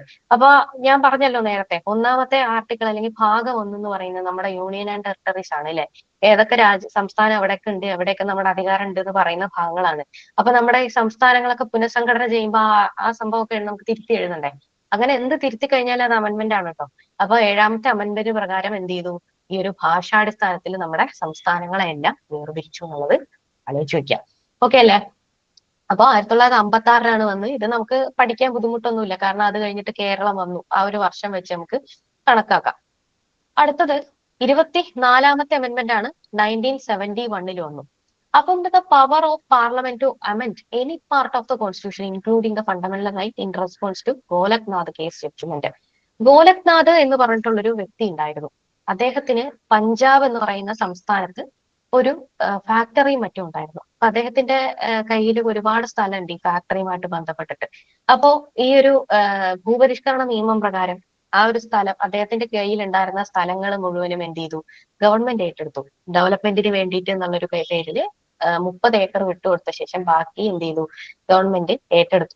അപ്പോ അന്നത്തേത് പ്രകാരം നമുക്ക് സ്വത്തവകാശം മൗലികാവകാശമാണ്. തീർച്ചയായിട്ടും ഗോലക്നാഥ് എന്ന് പറയുന്ന വ്യക്തി എന്ത് ചെയ്തു? അദ്ദേഹം പോയിട്ട് സുപ്രീം കോടതിയിൽ പോയിട്ട് കേസ് കൊടുത്തു, എന്റെ മൗലികാവകാശം പോയി എന്ന് പറഞ്ഞിട്ട്. ആ ഒരു കേസുമായിട്ട് ബന്ധപ്പെട്ടിട്ട് സുപ്രീം കോടതി ഒരു വെർഡിക്റ്റ് പാസ്സാക്കുകയാണ്. എന്താണ്? നമ്മുടെ പാർലമെന്റിന് എന്ത് ചെയ്യാൻ പറ്റില്ല, എല്ലാ ഭാഗങ്ങളും, അതായത് നമ്മുടെ കോൺസ്റ്റിറ്റ്യൂഷനിലെ ഫണ്ടമെന്റൽ റൈറ്റ് എന്ന് പറയുന്ന ഭാഗങ്ങളെ ഒന്നും അമെന്റ് ചെയ്യാനുള്ള അവകാശം ആർക്കില്ല? നമ്മുടെ പാർലമെന്റിൽ ഇല്ല എന്ന് ആര് പറഞ്ഞു? സുപ്രീം കോടതി പറയുണ്ടായി ആ കേസുമായിട്ട് ബന്ധപ്പെട്ട്. അപ്പോ ഇൻ റെസ്പോൺസ് ടു ദാറ്റ് എന്ത് ചെയ്തു? 1971 എന്ന് പറയുമ്പോൾ ഇന്ദിരാഗാന്ധി ഭരിക്കുന്ന കാലഘട്ടമാണ് അല്ലെ? 64 നെഹ്റു മരിക്കുകയാണ്. പിന്നെ അതിനുശേഷം ഗുൽസാരിലാൽ നന്ദയൊക്കെ വരുന്നുണ്ട്. പിന്നെ ലാൽ ബഹദൂർ ശാസ്ത്രി വരുന്നുണ്ട്. അതിനുശേഷം ആരാ വരുന്നത്? നമ്മുടെ ഇന്ദിരാഗാന്ധിയാണ് ഗവൺമെന്റ് അധികാരത്തിൽ വരുന്നത്. അപ്പൊ ഇന്ദിരാഗാന്ധി ഭരണത്തിൽ ഇരിക്കുമ്പോൾ ഇന്ദിരാഗാന്ധി എന്ത് ചെയ്യുന്നുണ്ട്? ഈ ഒരു ഗോലക്നാഥ് കേസിന്റെ റെസ്പോൺസ് ആയിട്ട് പുള്ളിക്കാരി ഒരു അമെന്റ്മെന്റ് ഇങ്ങോട്ട് ഉണ്ടാക്കുകയാണ്. എന്ത് ചെയ്യാൻ പറ്റും? നമ്മുടെ കോൺസ്റ്റിറ്റ്യൂഷനിലെ എന്ത് തിരുത്തു വേണമെങ്കിലും അല്ലെങ്കിൽ ഫണ്ടമെന്റൽ റൈറ്റ്സ് വേണമെങ്കിലും എന്ത് ചെയ്യാൻ പറ്റും? നമ്മുടെ ഗവൺമെന്റിന് തിരുത്താനായിട്ട് പറ്റും എന്ന് ഇന്ദിരാഗാന്ധി അതിനകത്ത് നമ്മുടെ കോൺസ്റ്റിറ്റ്യൂഷനിൽ തന്നെ എഴുതി ചേർക്കാം. പിന്നീട് ഇതുമായിട്ട് ബന്ധപ്പെട്ട് കുറെ അധികം കോൺഫ്ലിക്റ്റുകളും കാര്യങ്ങളൊക്കെ വരുന്നുണ്ട്. ഇന്ദിരാഗാന്ധിയും അന്നത്തെ സുപ്രീം കോടതിയുമായിട്ട് കുറെ കോൺഫ്ലിക്റ്റുകളൊക്കെ വരുന്നുണ്ട്. കേശവാനന്ദ ഭാരതി കേസിൽ ബേസിക് സ്ട്രക്ചർ എന്ന് പറയുന്ന ഡോക്ട്രിനൊക്കെ അഡോപ്റ്റ് ചെയ്യുന്ന സംഭവങ്ങളൊക്കെ ഉണ്ട്. അത് പൊതുവെ ചോദിക്കാറുള്ള ഒരു പ്രധാനപ്പെട്ട ഭാഗം തന്നെയാണ്. എല്ലാം ഞാനിവിടെ പറയുന്നില്ല, അമെന്റ്മെന്റിനെ കുറിച്ചാണല്ലോ നമ്മൾ സംസാരിക്കുന്നത്. അടുത്തത് 42nd അമെന്റ്മെന്റ് ആണ്. 42ാമത് അമെന്റ്മെന്റ് ഏറ്റവും ഇമ്പോർട്ടന്റ് ആയിട്ടുള്ള അമെന്റ്മെന്റ് 1976 വന്നു. ഈ ഒരു അമെന്റ്മെന്റ് നിലവിൽ വരുമ്പോഴും ആര് തന്നെയാണ്? ഇന്ദിരാഗാന്ധി തന്നെയാണ് ഭരണത്തിലിരിക്കുന്നത് കേട്ടോ. അപ്പൊ 42ാമത് അമെന്റ്മെന്റിലോടുകൂടി എന്ത് പറഞ്ഞു? ഇതിനെ നമ്മൾ മിനി കോൺസ്റ്റിറ്റ്യൂഷൻ എന്നാണ് വിളിക്കുന്നത്. കാരണം അതിനകത്ത് ഒരുപാട് പ്രൊവിഷനുകളെ എന്ത് ചെയ്തു? മാറ്റം വരുത്തി. അപ്പൊ ഈ ഒരു ഭാഗം എടുത്തു കഴിഞ്ഞാൽ തന്നെ ഒരു കോൺസ്റ്റിറ്റ്യൂഷൻ ഉള്ളതുണ്ട്, മിനി കോൺസ്റ്റിറ്റ്യൂഷൻ ഉള്ളുന്നുണ്ട് എന്നുള്ളൊരു രീതിയിൽ എന്ത് വിളിച്ചു? 42ാമത് അമെന്റ്മെന്റിനെ നമ്മൾ മിനി കോൺസ്റ്റിറ്റ്യൂഷൻ എന്ന് വിളിച്ചു. ഇത് പ്രകാരമാണ് ഞാൻ നേരത്തെ പറഞ്ഞതുപോലെ നമ്മുടെ പ്രിയാമ്പിളിനകത്ത് സോഷ്യലിസ്റ്റ്, സെക്യുലർ, അതേപോലെ തന്നെ ഇന്റഗ്രിറ്റി എന്നുള്ള 3 വാക്കുകൾ എഴുതി ചേർക്കുന്നത്. ഓക്കെ, സോഷ്യലിസ്റ്റ്, സെക്യുലർ എന്ന് പറഞ്ഞിട്ടുള്ള സോഷ്യലിസ്റ്റ്, സെക്യുലർ, ഡെമോക്രാറ്റിക് റിപ്പബ്ലിക് എന്നൊക്കെ ഞാൻ പറഞ്ഞില്ലേ, ആ സംഭവത്തിലെ സോഷ്യലിസ്റ്റും സെക്യുലാറും ആഡ് ചെയ്യുന്നത് എവിടെയാണ്? നമ്മുടെ 42ാമത് അമെന്റ്മെന്റിനകത്താണ് ആഡ് ചെയ്യുന്നത്. ഞാൻ സംസാരിക്കുന്നത് സ്പീഡ് ആകുന്നില്ല എന്ന് വിചാരിക്കുന്നു. കാരണം ഒരുപാട് ഭാഗങ്ങൾ ഇങ്ങനെ ജഗിൾ ചെയ്യുന്നത് കൊണ്ട് നിങ്ങൾക്ക് കൺഫ്യൂഷൻ ഇല്ല എന്ന് വിചാരിക്കുന്നു. എന്തെങ്കിലുമൊക്കെ ഉണ്ടെങ്കിൽ കമന്റ് ചെയ്തോളൂ കേട്ടോ. ഓക്കെ, അപ്പൊ അത് പറഞ്ഞു. അതോടൊപ്പം തന്നെ എന്ത് ചെയ്യുന്നുണ്ട്? Integrity of nation. Integrity of nation എന്നുള്ള ഇന്റഗ്രിറ്റി എന്ന് പറയുന്ന ഒരു പദവും കൂടെ നമ്മുടെ പ്രയാമ്പിളിനകത്ത് എഴുതി ചേർക്കുന്നത് ഏത് അമെന്റ്മെന്റിലാണ്? 42ാമത് അമെന്റ്മെന്റിലാണ്. അപ്പൊ ഇതുമായിട്ട് ബന്ധപ്പെട്ടിട്ട് വേറൊരു ഇമ്പോർട്ടന്റ് പോയിന്റ് പഠിക്കാനുണ്ട്. ഇന്ത്യയുടെ ആമുഖം, ഇന്ത്യയുടെ കോൺസ്റ്റിറ്റ്യൂഷന്റെ ആമുഖം ഒറ്റ ഒരു തവണ അമെന്റ് ചെയ്തിട്ടുള്ളൂ. അത് 42ാമത്തെ അമെന്റ്മെന്റിലാണ്. ഓക്കെ, അപ്പൊ നമ്മുടെ പ്രയാമ്പിൾ ഒറ്റ ഒരു തവണ അമെന്റ് ചെയ്തിട്ടുള്ളൂ. അതെപ്പോഴാണ്? 1976 42ാമത് അമെന്റ്മെന്റിലാണ് അമെന്റ് ചെയ്തിട്ടുള്ളത്. പിന്നെ എന്താണ് ഏറ്റവും പ്രധാനമായിട്ട് നമ്മൾ നേരത്തെ പറഞ്ഞ സംഭവം? ഫണ്ടമെന്റൽ ഡ്യൂട്ടീസ് ആഡ് ചെയ്തു അല്ലെ? ഭാഗം 4A 51A എന്ന് പറയുന്ന ആർട്ടിക്കിളില് എന്ത് ചെയ്തു? ഫണ്ടമെന്റൽ ഡ്യൂട്ടീസ് എന്ന് പറഞ്ഞിട്ടുള്ളൊരു സംഭവം എന്തിൽ ആഡ് ചെയ്തു? 42ാമത് അമെന്റ്മെന്റിൽ ആഡ് ചെയ്യുന്നുണ്ട്. പിന്നെന്താ പറഞ്ഞേ? Curtailed the power of judicial review to high court and supreme court. അപ്പൊ എന്താ ചെയ്യുന്നത്? Many changes were later reversal. അപ്പൊ ഈ ഒരു ജുഡീഷ്യൽ റിവ്യൂ എന്ന് പറയുന്ന ഒരു അധികാരം ഉണ്ടല്ലോ, നമ്മുടെ സുപ്രീം കോടതിയുടെ അധികാരം, ആ ഒരു കുറെ അധികാരത്തെ എടുത്തു കളയുന്നുണ്ട്. അല്ലെങ്കിൽ ഒരു സർട്ടൈൻ ആയിട്ടുള്ള ചില ആർട്ടിക്കിളുകളെ ജുഡീഷ്യൽ റിവ്യൂ ചെയ്യാൻ പാടില്ല എന്ന് പറയുന്ന പ്രൊവിഷനുകളൊക്കെ ഈ ഒരു അമെന്റ്മെന്റിൽ ആഡ് ചെയ്യുന്നുണ്ട്. അതിനുശേഷം കേശവാനന്ദ ഭാരതി എന്ന് പറയുന്ന കേസിനകത്ത് സുപ്രീം കോടതി അതിനെ റൂൾ ഔട്ട് ചെയ്യുകയാണ്. ഓക്കെ, അപ്പൊ ഇപ്പോ എന്താണുള്ളത്? ഇപ്പൊ പാർലമെന്റിന് എന്ത് വേണമെങ്കിലും അമെന്റ് ചെയ്യാം, പക്ഷെ ബേസിക് സ്ട്രക്ചർ കളയരുത് എന്നുള്ളൊരു രീതിയിലാണ് ഇപ്പോ പൊക്കോണ്ടിരിക്കുന്നത്. ഇനി 76 42ാമത് അമെന്റ്മെന്റിന് ശേഷം 44ാമത് അമെന്റ്മെന്റ്. ഇപ്പൊ ഇവിടെ ഈ ഒരു പൊളിറ്റിക്സും കൂടെ നിങ്ങൾ ഓർക്കണം. കാരണം 76 ഇന്ദിരാഗാന്ധിയാണ് ഭരിക്കുന്നത്, 78 44ാമത് അമെന്റ്മെന്റ്. ആ സമയമാകുമ്പോഴേക്കാരായി? മൊറാർജി ദേശായി ആയി നമ്മുടെ പ്രധാനമന്ത്രി എന്ന് പറയുന്നത്. അതുകൊണ്ട് തന്നെ 42ാമത് അമെന്റ്മെന്റിൽ ഉണ്ടായിരുന്ന ഒരുപാട് പ്രൊവിഷനുകളെ 44ാമത് അമെന്റ്മെന്റിൽ റൂൾ ഔട്ട് ചെയ്യുന്നുണ്ട്. നേരത്തെ പറഞ്ഞ ജുഡീഷ്യൽ റിവ്യൂവിന്റെ കേസ്, അതേപോലെ എന്ത് ചെയ്യുന്നുണ്ട്? കുറെ അധികം കാര്യങ്ങളെ എന്ത് ചെയ്യുന്നുണ്ട്? ഇതിനകത്തുനിന്ന് എടുത്തു മാറ്റുന്നുണ്ട്. ഓക്കെ, അപ്പോ ഇനിയുള്ളൊരു പ്രധാനപ്പെട്ട അമെന്റ്മെന്റ് 44ാമത്തേൽ വന്നത് ഞാൻ നേരത്തെ പറഞ്ഞല്ലോ, റൈറ്റ് ടു പ്രോപ്പർട്ടി അല്ലെങ്കിൽ സ്വത്തവകാശം എന്ന് പറയുന്നത് ഒരു മൗലിക അവകാശമായിരുന്നു. നമ്മുടെ 7ാമത്തെ മൗലികാവകാശമായിരുന്നു എന്ന് പറഞ്ഞു അല്ലെ? ഈ ഒരു മൗലികാവകാശത്തെ എടുത്തു കളഞ്ഞിട്ട് അതിനെ ഒരു നിയമാവകാശമാക്കി മാറ്റുന്നത് 44ാമത് കോൺസ്റ്റിറ്റ്യൂഷൻ അമെന്റ്മെന്റിലാണ്.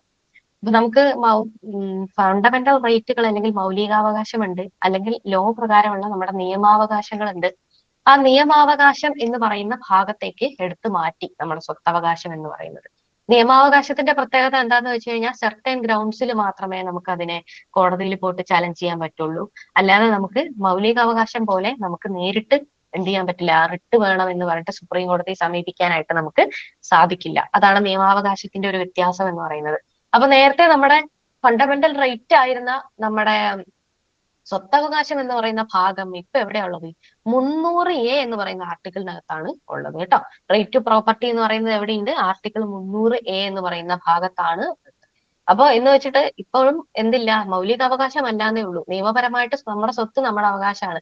അത് വേറൊരാൾ വന്നിട്ട് അവിടെ വീട് കെട്ടിക്കഴിഞ്ഞാൽ നമുക്ക് പോയിട്ട് കേസ് കൊടുക്കാൻ പറ്റും. അതൊരു നിയമാവകാശമാണ്. പക്ഷെ നമുക്ക് റിട്ട് പ്രഖ്യാപിക്കണം എന്ന് പറഞ്ഞിട്ട് സുപ്രീം കോടതിയെ സമീപിക്കാൻ പറ്റില്ല. കാരണം അത് മൗലികാവകാശമല്ല. ഓക്കെ, അടുത്തത് provided safe guard against the misuse of emergency provision. ഇതാണ് ഏറ്റവും പ്രധാനപ്പെട്ടിട്ടുള്ള ഒരു കാര്യം.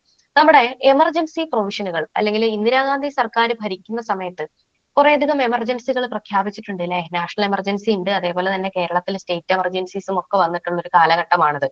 ആ ഒരു സമയത്ത് കുറേയധികം നമ്മുടെ ഫണ്ടമെന്റൽ റൈറ്റുകളെല്ലാം ആ സമയത്ത് സസ്പെൻഡ് ചെയ്യും. നമുക്കറിയാലോ, ആർട്ടിക്കിൾ 19 നമ്മുടെ സസ്പെൻഡ് ചെയ്യും.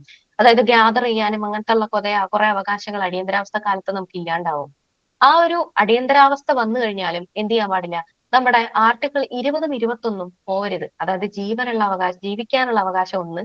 പിന്നെ ആർട്ടിക്കിൾ 20 എന്ന് പറയുമ്പോൾ സ്വയം കുറ്റം സമ്മതിക്കാനുള്ളത്. അതായത് ഇപ്പോ ഞാനൊരു തെറ്റ് ചെയ്തിട്ടുണ്ട്, ഇപ്പോ പോലീസ് എന്നെ കൊണ്ട് കുറ്റം സമ്മതിപ്പിക്കുകയാണ്, അങ്ങനെ സമ്മതിപ്പിക്കാനുള്ള അവകാശമില്ല. അതായത് ആ സമ്മതിപ്പിക്കുന്നതിനെതിരെ നമുക്കൊരു ഇമ്മ്യൂണിറ്റി ഉണ്ട്, നമുക്ക് അതിനൊരു അവകാശമുണ്ട്. ആ ഒരു അവകാശം പറയണ ആർട്ടിക്കിൾ 20. ഇത് രണ്ടും എമർജൻസി വന്നാലും പോവില്ല. ഈ രണ്ട് മൗലികാവകാശങ്ങളും അടിയന്തരാവസ്ഥ കാലത്ത് പോലും സസ്പെൻഡ് ചെയ്യാൻ പാടില്ല എന്ന് പറഞ്ഞത് 44-ാമത്തെ അമെന്റ്മെന്റിലാണ്. ഞാൻ പറയുന്ന കൺഫ്യൂഷൻ ആവുന്നില്ല എന്ന് വിചാരിക്കുന്നു. അടിയന്തരാവസ്ഥ വന്നു കഴിഞ്ഞാൽ സാധാരണഗതിയിൽ നമ്മുടെ എല്ലാ മൗലികാവകാശങ്ങളും എന്ത് ചെയ്യും, ആ സമയത്തേക്ക് സസ്പെൻഡ് ചെയ്യപ്പെടും. പക്ഷെ ആർട്ടിക്കിൾ 20ഉം 21ഉം എന്ത് ചെയ്യില്ല, നമുക്ക് നഷ്ടപ്പെടില്ല. അങ്ങനെ നഷ്ടപ്പെടില്ല എന്ന് പറഞ്ഞത് എവിടെയാണ്? 44-ാമത് അമെന്റ്മെന്റിലാണ് അത് വരുന്നത്. പിന്നെ ഉള്ളൊരു സംഭവമുണ്ട്, നമുക്ക് നാഷണൽ എമർജൻസി ഡിക്ലെയർ ചെയ്യാനുള്ള ഗ്രൗണ്ടുകൾ ഉണ്ട് അല്ലെ. അതായത് വാർ എന്ന് പറയുന്ന ഒരു സംഭവം, പിന്നെ അതേപോലെ തന്നെ എന്താ ഇന്റേണൽ ഡിസ്റ്റർബൻസ് എന്നൊരു സംഭവം, അതേപോലെ തന്നെ എന്തെങ്കിലും റിബല്യൻ, ഇങ്ങനെ 3 തരത്തിലുള്ള കാര്യങ്ങൾ വന്നാൽ മാത്രമേ എന്ത് ചെയ്യാൻ പറ്റുള്ളായിരുന്നു, എമർജൻസി എന്ന് പറയുന്ന കാര്യം ഡിക്ലെയർ ചെയ്യാനായിട്ട് സാധിക്കുള്ളായിരുന്നു മുമ്പ്. ഓക്കെ, അപ്പൊ മുമ്പ് പറ്റുള്ളായിരുന്നു. അപ്പോ ഈ 44-ാമത് അമെന്റ്മെന്റിലോടുകൂടി എന്ത് ചെയ്തു, ഈ ഇന്റേണൽ ഡിസ്റ്റർബൻസ് എന്നുള്ള ഒരു വാക്കുണ്ടല്ലോ അത് എടുത്തു കളഞ്ഞിട്ട് ആംഡ് റിബല്യൻ എന്നാക്കി. അതായത് നമ്മുടെ രാജ്യത്തിനകത്ത് എന്തെങ്കിലുമൊക്കെ ഇന്റേണൽ ഡിസ്റ്റർബൻസ് ഉണ്ടെങ്കിൽ അപ്പൊ പിടിച്ചിട്ട് എമർജൻസി ഡിക്ലെയർ ചെയ്യാൻ പാടില്ല. പകരം എന്ത് വേണം, സായുധ കലാപം വേണം അല്ലെ. അതായത് ആൾക്കാരൊക്കെ ആയുധങ്ങളൊക്കെ എടുത്ത് പരസ്പരം വിട്ട് അല്ലെങ്കിൽ അങ്ങനത്തെ രീതിയിലേക്ക് പോവുകയാണെങ്കിൽ മാത്രമേ നമുക്ക് നാഷണൽ എമർജൻസി ഡിക്ലെയർ ചെയ്യാൻ പാടുള്ളൂ എന്ന് ആക്കിയത് എപ്പോഴാണ്? 44-ാമത് അമെന്റ്മെന്റിലാണ്. അപ്പൊ നമ്മുടെ എമർജൻസി എന്ന് പറയുന്ന ആ ഒരു പ്രൊവിഷനെ മിസ്യൂസ് ചെയ്യുന്നത് ഇല്ലാതാക്കാൻ കാരണമായിട്ടുള്ള ഒരു അമെന്റ്മെന്റ് കൂടിയാണ് 44-ാമത് അമെന്റ്മെന്റ്. ഓക്കെ, അപ്പൊ അത് 1978 വന്നു കേട്ടോ. ഇനിയുള്ളത് 52nd അമെന്റ്മെന്റ്, 52-ാമത് അമെന്റ്മെന്റ്. ഇതിനകത്ത് എന്താ പറയുന്നത്, ഇൻട്രൊഡ്യൂസ്ഡ് ആന്റി ഡിഫെക്ഷൻ ലോ ആണ്. 10th ഷെഡ്യൂൾ എന്ന് പറയുന്ന ഒരു സംഭവം നമ്മുടെ കോൺസ്റ്റിറ്റ്യൂഷനിലേക്ക് ആഡ് ചെയ്യാണ്. ആന്റി ഡിഫെക്ഷൻ ലോ എന്ന് പറഞ്ഞു കഴിഞ്ഞാൽ കൂറുമാറ്റ നിരോധന നിയമം എന്ന് പറയും മലയാളത്തിൽ. അപ്പൊ തന്നെ നമുക്ക് കിട്ടി എന്താണ്,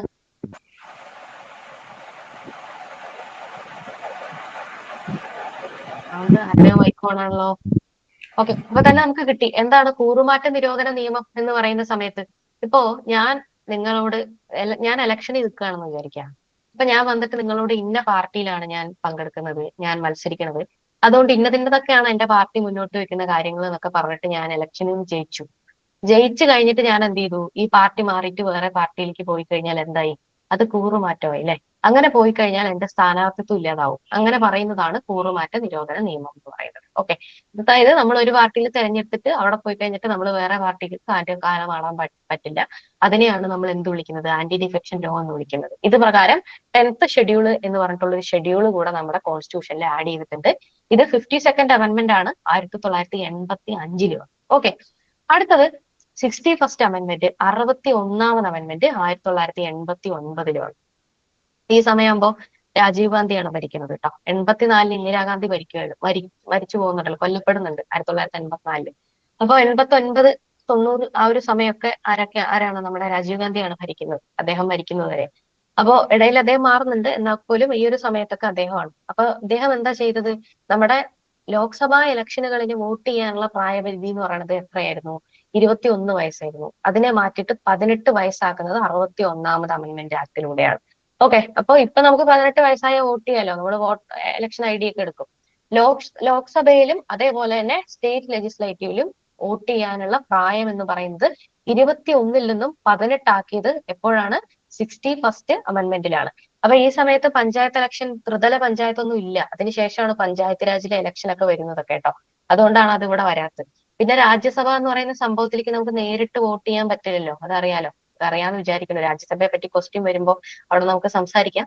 അവിടെ എന്താണുള്ളത്, നമുക്ക് നേരിട്ട് പറ്റില്ല. നമ്മൾ തെരഞ്ഞെടുത്ത് വിടുന്ന പ്രതിനിധികൾക്കേ അവിടെ വോട്ട് ചെയ്യാനായിട്ട് പറ്റുള്ളൂ അല്ലെ. ഉപരിസഭയാണത്.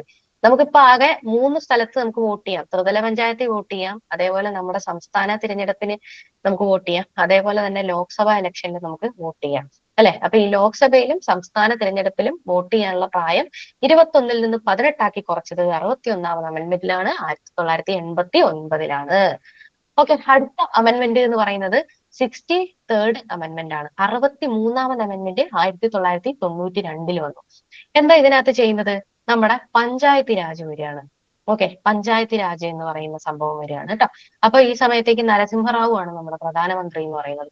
അദ്ദേഹം granted constitutional status and protection to panchayat raj institution. Rajiv Gandhi ഇരിക്കുന്ന സമയത്ത് തന്നെ പഞ്ചായത്ത് രാജ് എന്ന് പറയുന്ന ആ ഒരു ഭരണ സംവിധാനം കൊണ്ടുവരാൻ വേണ്ടിയിട്ട് കുറെ കൂടെ വികേന്ദ്രീകരണം കൊണ്ടുവരാൻ വേണ്ടിയിട്ട് അത് ശ്രമിക്കുന്നുണ്ട്. പക്ഷെ അതൊന്നും എന്ത് ചെയ്യുന്നില്ല, നമുക്ക് ഫലത്തിൽ വരുന്നില്ല. അതുകൊണ്ട് തന്നെ ഈ ഒരു പഞ്ചായത്ത് രാജ് എന്ന് പറയുന്ന കാര്യത്തിന് ഒരു കോൺസ്റ്റിറ്റ്യൂഷണൽ ആയിട്ടുള്ള ഒരു സ്റ്റാറ്റസ് കൊടുത്താൽ മാത്രമേ അത് എന്ത് ചെയ്യുള്ളൂ, മുന്നോട്ട് വരാനായിട്ടും അല്ലെങ്കിൽ അത് ശരിക്കും നടപ്പിലാവുള്ളൂ എന്ന് പറഞ്ഞിട്ട് അങ്ങനെ 1992 എന്ത് ചെയ്യാണ്, ഈ ഒരു പഞ്ചായത്ത് രാജിന് കോൺസ്റ്റിറ്റ്യൂഷണൽ പ്രൊവിഷൻ ലഭിക്കുകയാണ്. അതുപ്രകാരം നമ്മുടെ 73rd അമെന്റ്മെന്റ്, 73ാമത് അമെന്റ്മെന്റ് എന്താ വന്നിട്ടുള്ളത്, നിലവിൽ വന്നു. 1992 വന്നു. 73 കേട്ടോ, 73rd അമെന്റ്മെന്റ് വന്നു. ഇത് പ്രകാരം പാർട്ട് 9 എന്ന് പറയുന്ന ആ ഒരു ഭാഗം എന്ത് ചെയ്യാണ്, നമ്മുടെ കോൺസ്റ്റിറ്റ്യൂഷനകത്തേക്ക് ആഡ് ചെയ്യാണ്. പാർട്ട് 9. ഓക്കെ. അപ്പോ provisions of village, intermediate, district level panchayat എന്നിങ്ങനെ 3 പഞ്ചായത്തുകൾ, ത്രിതല പഞ്ചായത്ത് ഇതോടുകൂടി വരികയാണ്. ഇനി അതോടൊപ്പം തന്നെ 92 തന്നെ ഇത് 73ാമത് അമെന്റ്മെന്റ് പറഞ്ഞു. 74ാമത്തെ 74th അമെന്റ്മെന്റിൽ അപ്പൊ 73 പഞ്ചായത്താണെങ്കിൽ 74 എന്താ, മുനിസിപ്പാലിറ്റി. ഓക്കെ. അപ്പൊ മുനിസിപ്പാലിറ്റി അല്ലെങ്കിൽ നഗര ഭാഗത്തുള്ള ആ ഒരു ജുറിഡിക്ഷൻ വരുന്നത് ഏതിലാണ്, നമ്മുടെ പാർട്ട് 9A എന്ന് പറയുന്ന ഭാഗത്ത് ആഡ് ചെയ്യാണ്. ഓക്കെ. പാർട്ടാണ് കേട്ടോ. ഈ കോൺസ്റ്റിറ്റ്യൂഷൻ പഠിക്കുന്ന സമയത്ത് പാർട്ട്, ആർട്ടിക്കിള്, ഷെഡ്യൂള് ഇതെല്ലാം കൂടെ തിരിഞ്ഞു പോകരുത്. ഇത് പാർട്ടാണ് നമ്മൾ പറഞ്ഞത്. ഭൂപരിഷ്കരണത്തെ കുറിച്ച് പറഞ്ഞപ്പോ നമ്മൾ എന്താ പറഞ്ഞേ, നമ്മൾ ഷെഡ്യൂള് 9നെ കുറിച്ചാണ് സംസാരിച്ചത് കേട്ടോ. ഓക്കെ. ഇനി ഏറ്റവും പുതിയ കുറച്ച് അമെന്റ്മെന്റുകൾ 100ന് ശേഷമുള്ളതൊന്ന് പഠിച്ചു വെച്ചേക്കണം എന്ന് ഞാൻ പറഞ്ഞിട്ടുണ്ടായിരുന്നു അല്ലെ. അപ്പൊ എന്താ ഞാൻ പറഞ്ഞത്, 101st അമെന്റ്മെന്റ്, 101ാമത് അമെന്റ്മെന്റ് 2016 വന്നു.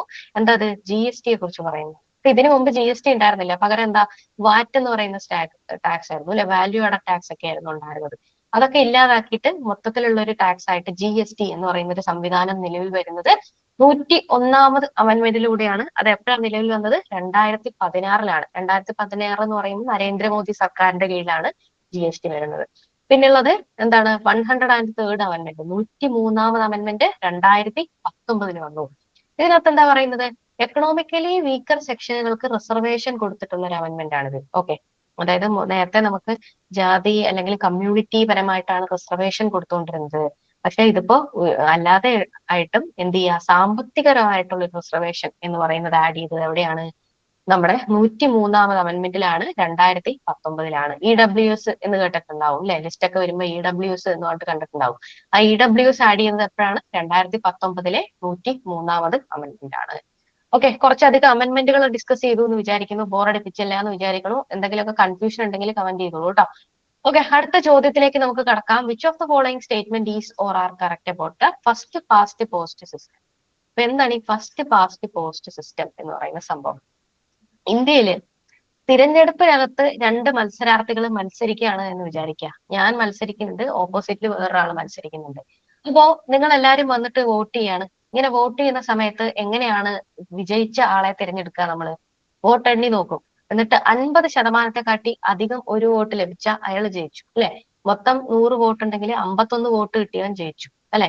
അങ്ങനെ ആകുമ്പോഴാണ് എന്താ ചെയ്യുന്നത്, ആ ഒരു കേവല ഭൂരിപക്ഷം അല്ലെങ്കിൽ സിമ്പിൾ മെജോറിറ്റി എന്ന് പറയുന്ന അത് ഉള്ള ആള് വിജയിക്കുകയാണ് അല്ലെ. അങ്ങനെ വിജയിക്കുന്നതിനെയാണ് നമ്മൾ എന്ത് വിളിക്കുക, ഈ ഒരു ഫസ്റ്റ് പാസ്റ്റ് പോസ്റ്റ് സിസ്റ്റം എന്ന് വിളിക്കുന്നത്. ഇതാണ് ഇന്ത്യയിൽ ഇപ്പോൾ നിലവിലുള്ള ഒരു സിസ്റ്റം എന്ന് പറയുന്നത്. ഇതുമായിട്ട് ബന്ധപ്പെട്ടിട്ട് നമുക്ക് സ്റ്റേറ്റ്മെന്റുകൾ എന്തൊക്കെയാണ്, first past post system is otherwise known as propositional representation എന്ന് പറഞ്ഞിട്ടുണ്ട്. ആദ്യം എന്താ പറഞ്ഞത്, പ്രപ്പോസിഷണൽ റെപ്രസെന്റേഷൻ സിസ്റ്റം എന്നറിയപ്പെടുന്നുണ്ട് എന്നാണ് പറഞ്ഞിരിക്കുന്നത്. അത് തെറ്റായിട്ടുള്ള സ്റ്റേറ്റ്മെന്റ് ആണ്. അടുത്തത് എന്താ, first past post system is also known as simple majority system എന്ന് പറഞ്ഞിട്ടുണ്ട്. കേവല ഭൂരിപക്ഷമുള്ള സിസ്റ്റം. അത് ഞാനിപ്പോ എന്താന്ന് എക്സ്പ്ലെയിൻ ചെയ്തപ്പോൾ നിങ്ങൾക്ക് കിട്ടിയിട്ടുണ്ടാവും അല്ലെ. കേവല ഭൂരിപക്ഷമാണ് ഫസ്റ്റ് പാസ്റ്റ് പോസ്റ്റ് സിസ്റ്റം. അടുത്ത എന്താ പറഞ്ഞത്, first past post system means plurality systems. Plurality system എന്നും ഇത് അറിയപ്പെടാറുണ്ട്. അപ്പോ 2-3 സ്റ്റേറ്റ്മെന്റുകൾ ഇതിനകത്ത് ശരിയാണ്. ആദ്യത്തെ എന്ന് പറയുന്നത് പ്രപ്പോസിഷണൽ റെപ്രസെന്റേഷൻ സിസ്റ്റം ആണ്. ഇത് എവിടെയാണ് നമ്മൾ യൂസ് ചെയ്യുന്നതെന്ന് വെച്ചാൽ, രാജ്യസഭ പോലെയുള്ള സംഭവങ്ങൾ ഉണ്ടല്ലോ, അവിടെ എന്താ ചെയ്യുന്നത്, നമ്മൾ തെരഞ്ഞെടുത്ത് വിട്ട പ്രതിനിധികൾ അവിടെ പോയിട്ട് വോട്ട് ചെയ്യണം. അങ്ങനെ വോട്ട് ചെയ്യുന്ന സമയത്ത് അവരുടെയൊക്കെ വോട്ടുകൾക്ക് ഒരു വാല്യൂ ഉണ്ട്. നമുക്ക് വലിയ ഡീറ്റെയിൽ ആയിട്ട് നമുക്ക് ആവശ്യമില്ല, എന്നാലും നിങ്ങൾ ഇങ്ങനെ മനസ്സിലാക്കി വെക്കുക. നമ്മുടെ സ്റ്റേറ്റിൽ നിന്ന് വോട്ട് ചെയ്യുന്നവർക്ക് അല്ലെങ്കിൽ നാമനിർദ്ദേശം ചെയ്യപ്പെട്ടവർ വോട്ട് ചെയ്യുന്നത് ഇപ്പൊ നമ്മുടെ രാഷ്ട്രപതിക്ക് ഒരു രീതിയിലുള്ള തെരഞ്ഞെടുപ്പാണ്, രാജ്യസഭയിലേക്ക് വേറൊരു രീതിയിലുള്ള തെരഞ്ഞെടുപ്പാണ്. ഇത് രണ്ടും സിമ്പിൾ മെജോറിറ്റി അല്ല, പകരം എന്താ, പ്രൊപ്പോർഷണൽ റെപ്രസെന്റേഷൻ ആണ്. അപ്പൊ ഓരോരുത്തരുടെയും വോട്ടുകൾക്ക് ഓരോ വാല്യൂ ഉണ്ട്. MP യുടെ വോട്ടിന്റെ പ്രൊപ്പോർഷൻ അല്ല MLA-യുടെ വോട്ടിനുള്ളത്. ഓക്കെ, അപ്പോ ഈ രീതിയിൽ ഓരോന്നിനും എന്തുണ്ട്, ഒരു വാല്യൂ ഉണ്ട്, ഒരു പൊസിഷൻ ഉണ്ട്. ആ രീതിയിലല്ലല്ലോ നമ്മള് ലോക്സഭയിലേക്ക് തിരഞ്ഞെടുക്കുക. അല്ല, അങ്ങനെയുള്ള ലോക്സഭയിലേക്കുള്ള തെരഞ്ഞെടുപ്പ് അല്ലെങ്കിൽ നമ്മൾ വോട്ട് ചെയ്യുന്ന ഈ ഒരു സിമ്പിൾ മെജോറിറ്റി എന്ന് പറയുന്ന പരിപാടിയാണ് ഫസ്റ്റ് പാസ് പോസ്റ്റ് സിസ്റ്റം എന്ന് പറയുന്നത്. അതുകൊണ്ട് അതിൽ നിന്ന് മനസ്സിലായി ആദ്യത്തെ സ്റ്റേറ്റ്മെന്റ് തെറ്റാണ്. അത് രാജ്യസഭയിലും രാഷ്ട്രപതിയെ തിരഞ്ഞെടുക്കാനും ഒക്കെ യൂസ് ചെയ്യുന്ന പരിപാടിയാണ്. നമ്മൾ യൂസ് ചെയ്യണതല്ല. നമ്മൾ വോട്ട് ചെയ്യുന്ന അല്ലെങ്കിൽ സാധാരണ ജനങ്ങൾ വോട്ട് ചെയ്യുന്നത് സിമ്പിൾ മെജോറിറ്റി അനുസരിച്ച് വിജയിക്കുന്ന തെരഞ്ഞെടുപ്പിലാണ്. അതിനെയാണ് ഫസ്റ്റ് പാസ് പോസ്റ്റ് സിസ്റ്റം എന്ന് വിളിക്കുന്നത്. പിന്നെയുള്ള എന്താ പറഞ്ഞേ, പോസ്റ്റ് സിസ്റ്റം മീൻസ് ഇതിനെ നമ്മൾ എന്ത് വിളിക്കും, പ്ലൂറാലിറ്റി സിസ്റ്റം എന്നൊരു പേര് കൂടെ അതിന് ഉണ്ട്. അപ്പൊ സിമ്പിൾ മെജോറിറ്റി സിസ്റ്റം എന്ന് വിളിച്ചാൽ, പ്ലൂറാലിറ്റി സിസ്റ്റം എന്ന് വിളിച്ചാൽ ഒക്കെ എന്താ അർത്ഥം, നമ്മുടെ ഫസ്റ്റ് പാസ് പോസ്റ്റ് സിസ്റ്റം എന്നാണ് അർത്ഥം. ഇതിനെക്കുറിച്ച് നമുക്കൊന്ന് ഡീറ്റെയിൽ ആയിട്ട് നോക്കാം. FPTP അല്ലെങ്കിൽ ഫസ്റ്റ് പാസ് പോസ്റ്റ് സിസ്റ്റം എന്ന് പറയുന്ന ഈ ഒരു സംഭവം ഉണ്ടല്ലോ, ഇതിനകത്ത് സിമ്പിൾ മെജോറിറ്റി ഉള്ള 50% അധികം വോട്ടുള്ള ആളാണ് എന്ത് ചെയ്യുക, വിജയിക്കുക. അതുകൊണ്ട് തന്നെ സിമ്പിൾ മെജോറിറ്റി അല്ലെങ്കിൽ റിലേറ്റീവ് മെജോറിറ്റി എന്ന് നമ്മൾ ഇതിനെ വിളിക്കും. അതായത് മറ്റേ ആളെ അപേക്ഷിച്ച് ഇയാൾക്ക് മെജോറിറ്റി ഉണ്ടെങ്കിൽ ആള് ജയിച്ചു. അപ്പോ സിമ്പിൾ മെജോറിറ്റി അല്ലെങ്കിൽ റിലേറ്റീവ് മെജോറിറ്റി ആണ് ഇതിനുണ്ടാവുക. പിന്നെയുള്ള എന്താ, പ്ലൂറാലിറ്റി സിസ്റ്റം എന്ന് ഇതിനകത്ത് വിളിക്കും അല്ലെ. അതായത് ഏറ്റവും കൂടുതൽ വോട്ട് അതർ കാൻഡിഡേറ്റിനെക്കാട്ടിലും വോട്ട് കൂടിയ ആളാണ് ഇതിനകത്ത് വിജയിക്കുക. ഓക്കെ, അതുകൊണ്ട് തന്നെ നമ്മൾ ഇതിനെ പ്ലൂറാലിറ്റി സിസ്റ്റം എന്നും വിളിക്കും. അതിന് ഒരുപാട് ഗുണങ്ങളുമുണ്ട്, അതേസമയം തന്നെ കുറേയധികം നെഗറ്റീവ്സും ഉണ്ട്. ഗുണങ്ങളുടെ ഭാഗത്തേക്ക് നിങ്ങൾ ആലോചിച്ചാൽ തന്നെ എളുപ്പത്തിൽ നിങ്ങൾക്ക് ചിന്തിക്കാൻ പറ്റും. എന്ത് ചിന്തിക്കാം, മനസ്സിലാക്കാൻ ഭയങ്കര എളുപ്പമാണ് അല്ലെ. അതായത് ഈസിയാണ്, നമുക്ക് വോട്ട് കൂടുതൽ കിട്ടണം, വിജയിക്കുന്നു, സിമ്പിൾ, കാര്യം കഴിഞ്ഞു. പക്ഷെ നമ്മൾ രാജ്യസഭയിലേക്കോ അല്ലെങ്കിൽ രാഷ്ട്രപതിയൊക്കെ തെരഞ്ഞെടുക്കുമ്പോൾ അതൊരു ഭയങ്കര കോംപ്ലക്സ് പ്രോസസ് ആണ്. അപ്പൊ ഇത്രയും അധികം പോപ്പുലേഷൻ ഉള്ള ഒരു രാജ്യത്ത് നമുക്കത് നടപ്പിലാക്കുക എന്ന് പറയുന്നത് ഭയങ്കര ഹെക്ടിക് പരിപാടിയാണ്. അതുകൊണ്ട് നമ്മുടെ രാജ്യത്ത് ഈ പരിപാടിയാണ് ഏറ്റവും അഭികാമ്യമായിട്ടുള്ളതെന്ന് പറയുന്നത്. ഓക്കെ, അപ്പോ അതൊരു എന്താ പറയാ, പോസിറ്റീവ് ആണ്. രണ്ടാമതൊരു പോസിറ്റീവ് എന്ന് പറയുന്നത് തീർച്ചയായിട്ടും ഭൂരിപക്ഷത്തിന്റെ താല്പര്യമാണ് അതിനകത്ത് വിജയിക്കുക. ഭൂരിപക്ഷം ആൾക്കാർ സപ്പോർട്ട് ചെയ്യുന്ന അത് വിജയിക്കുന്നു എന്നുള്ളത് അതിനകത്ത് നടക്കും.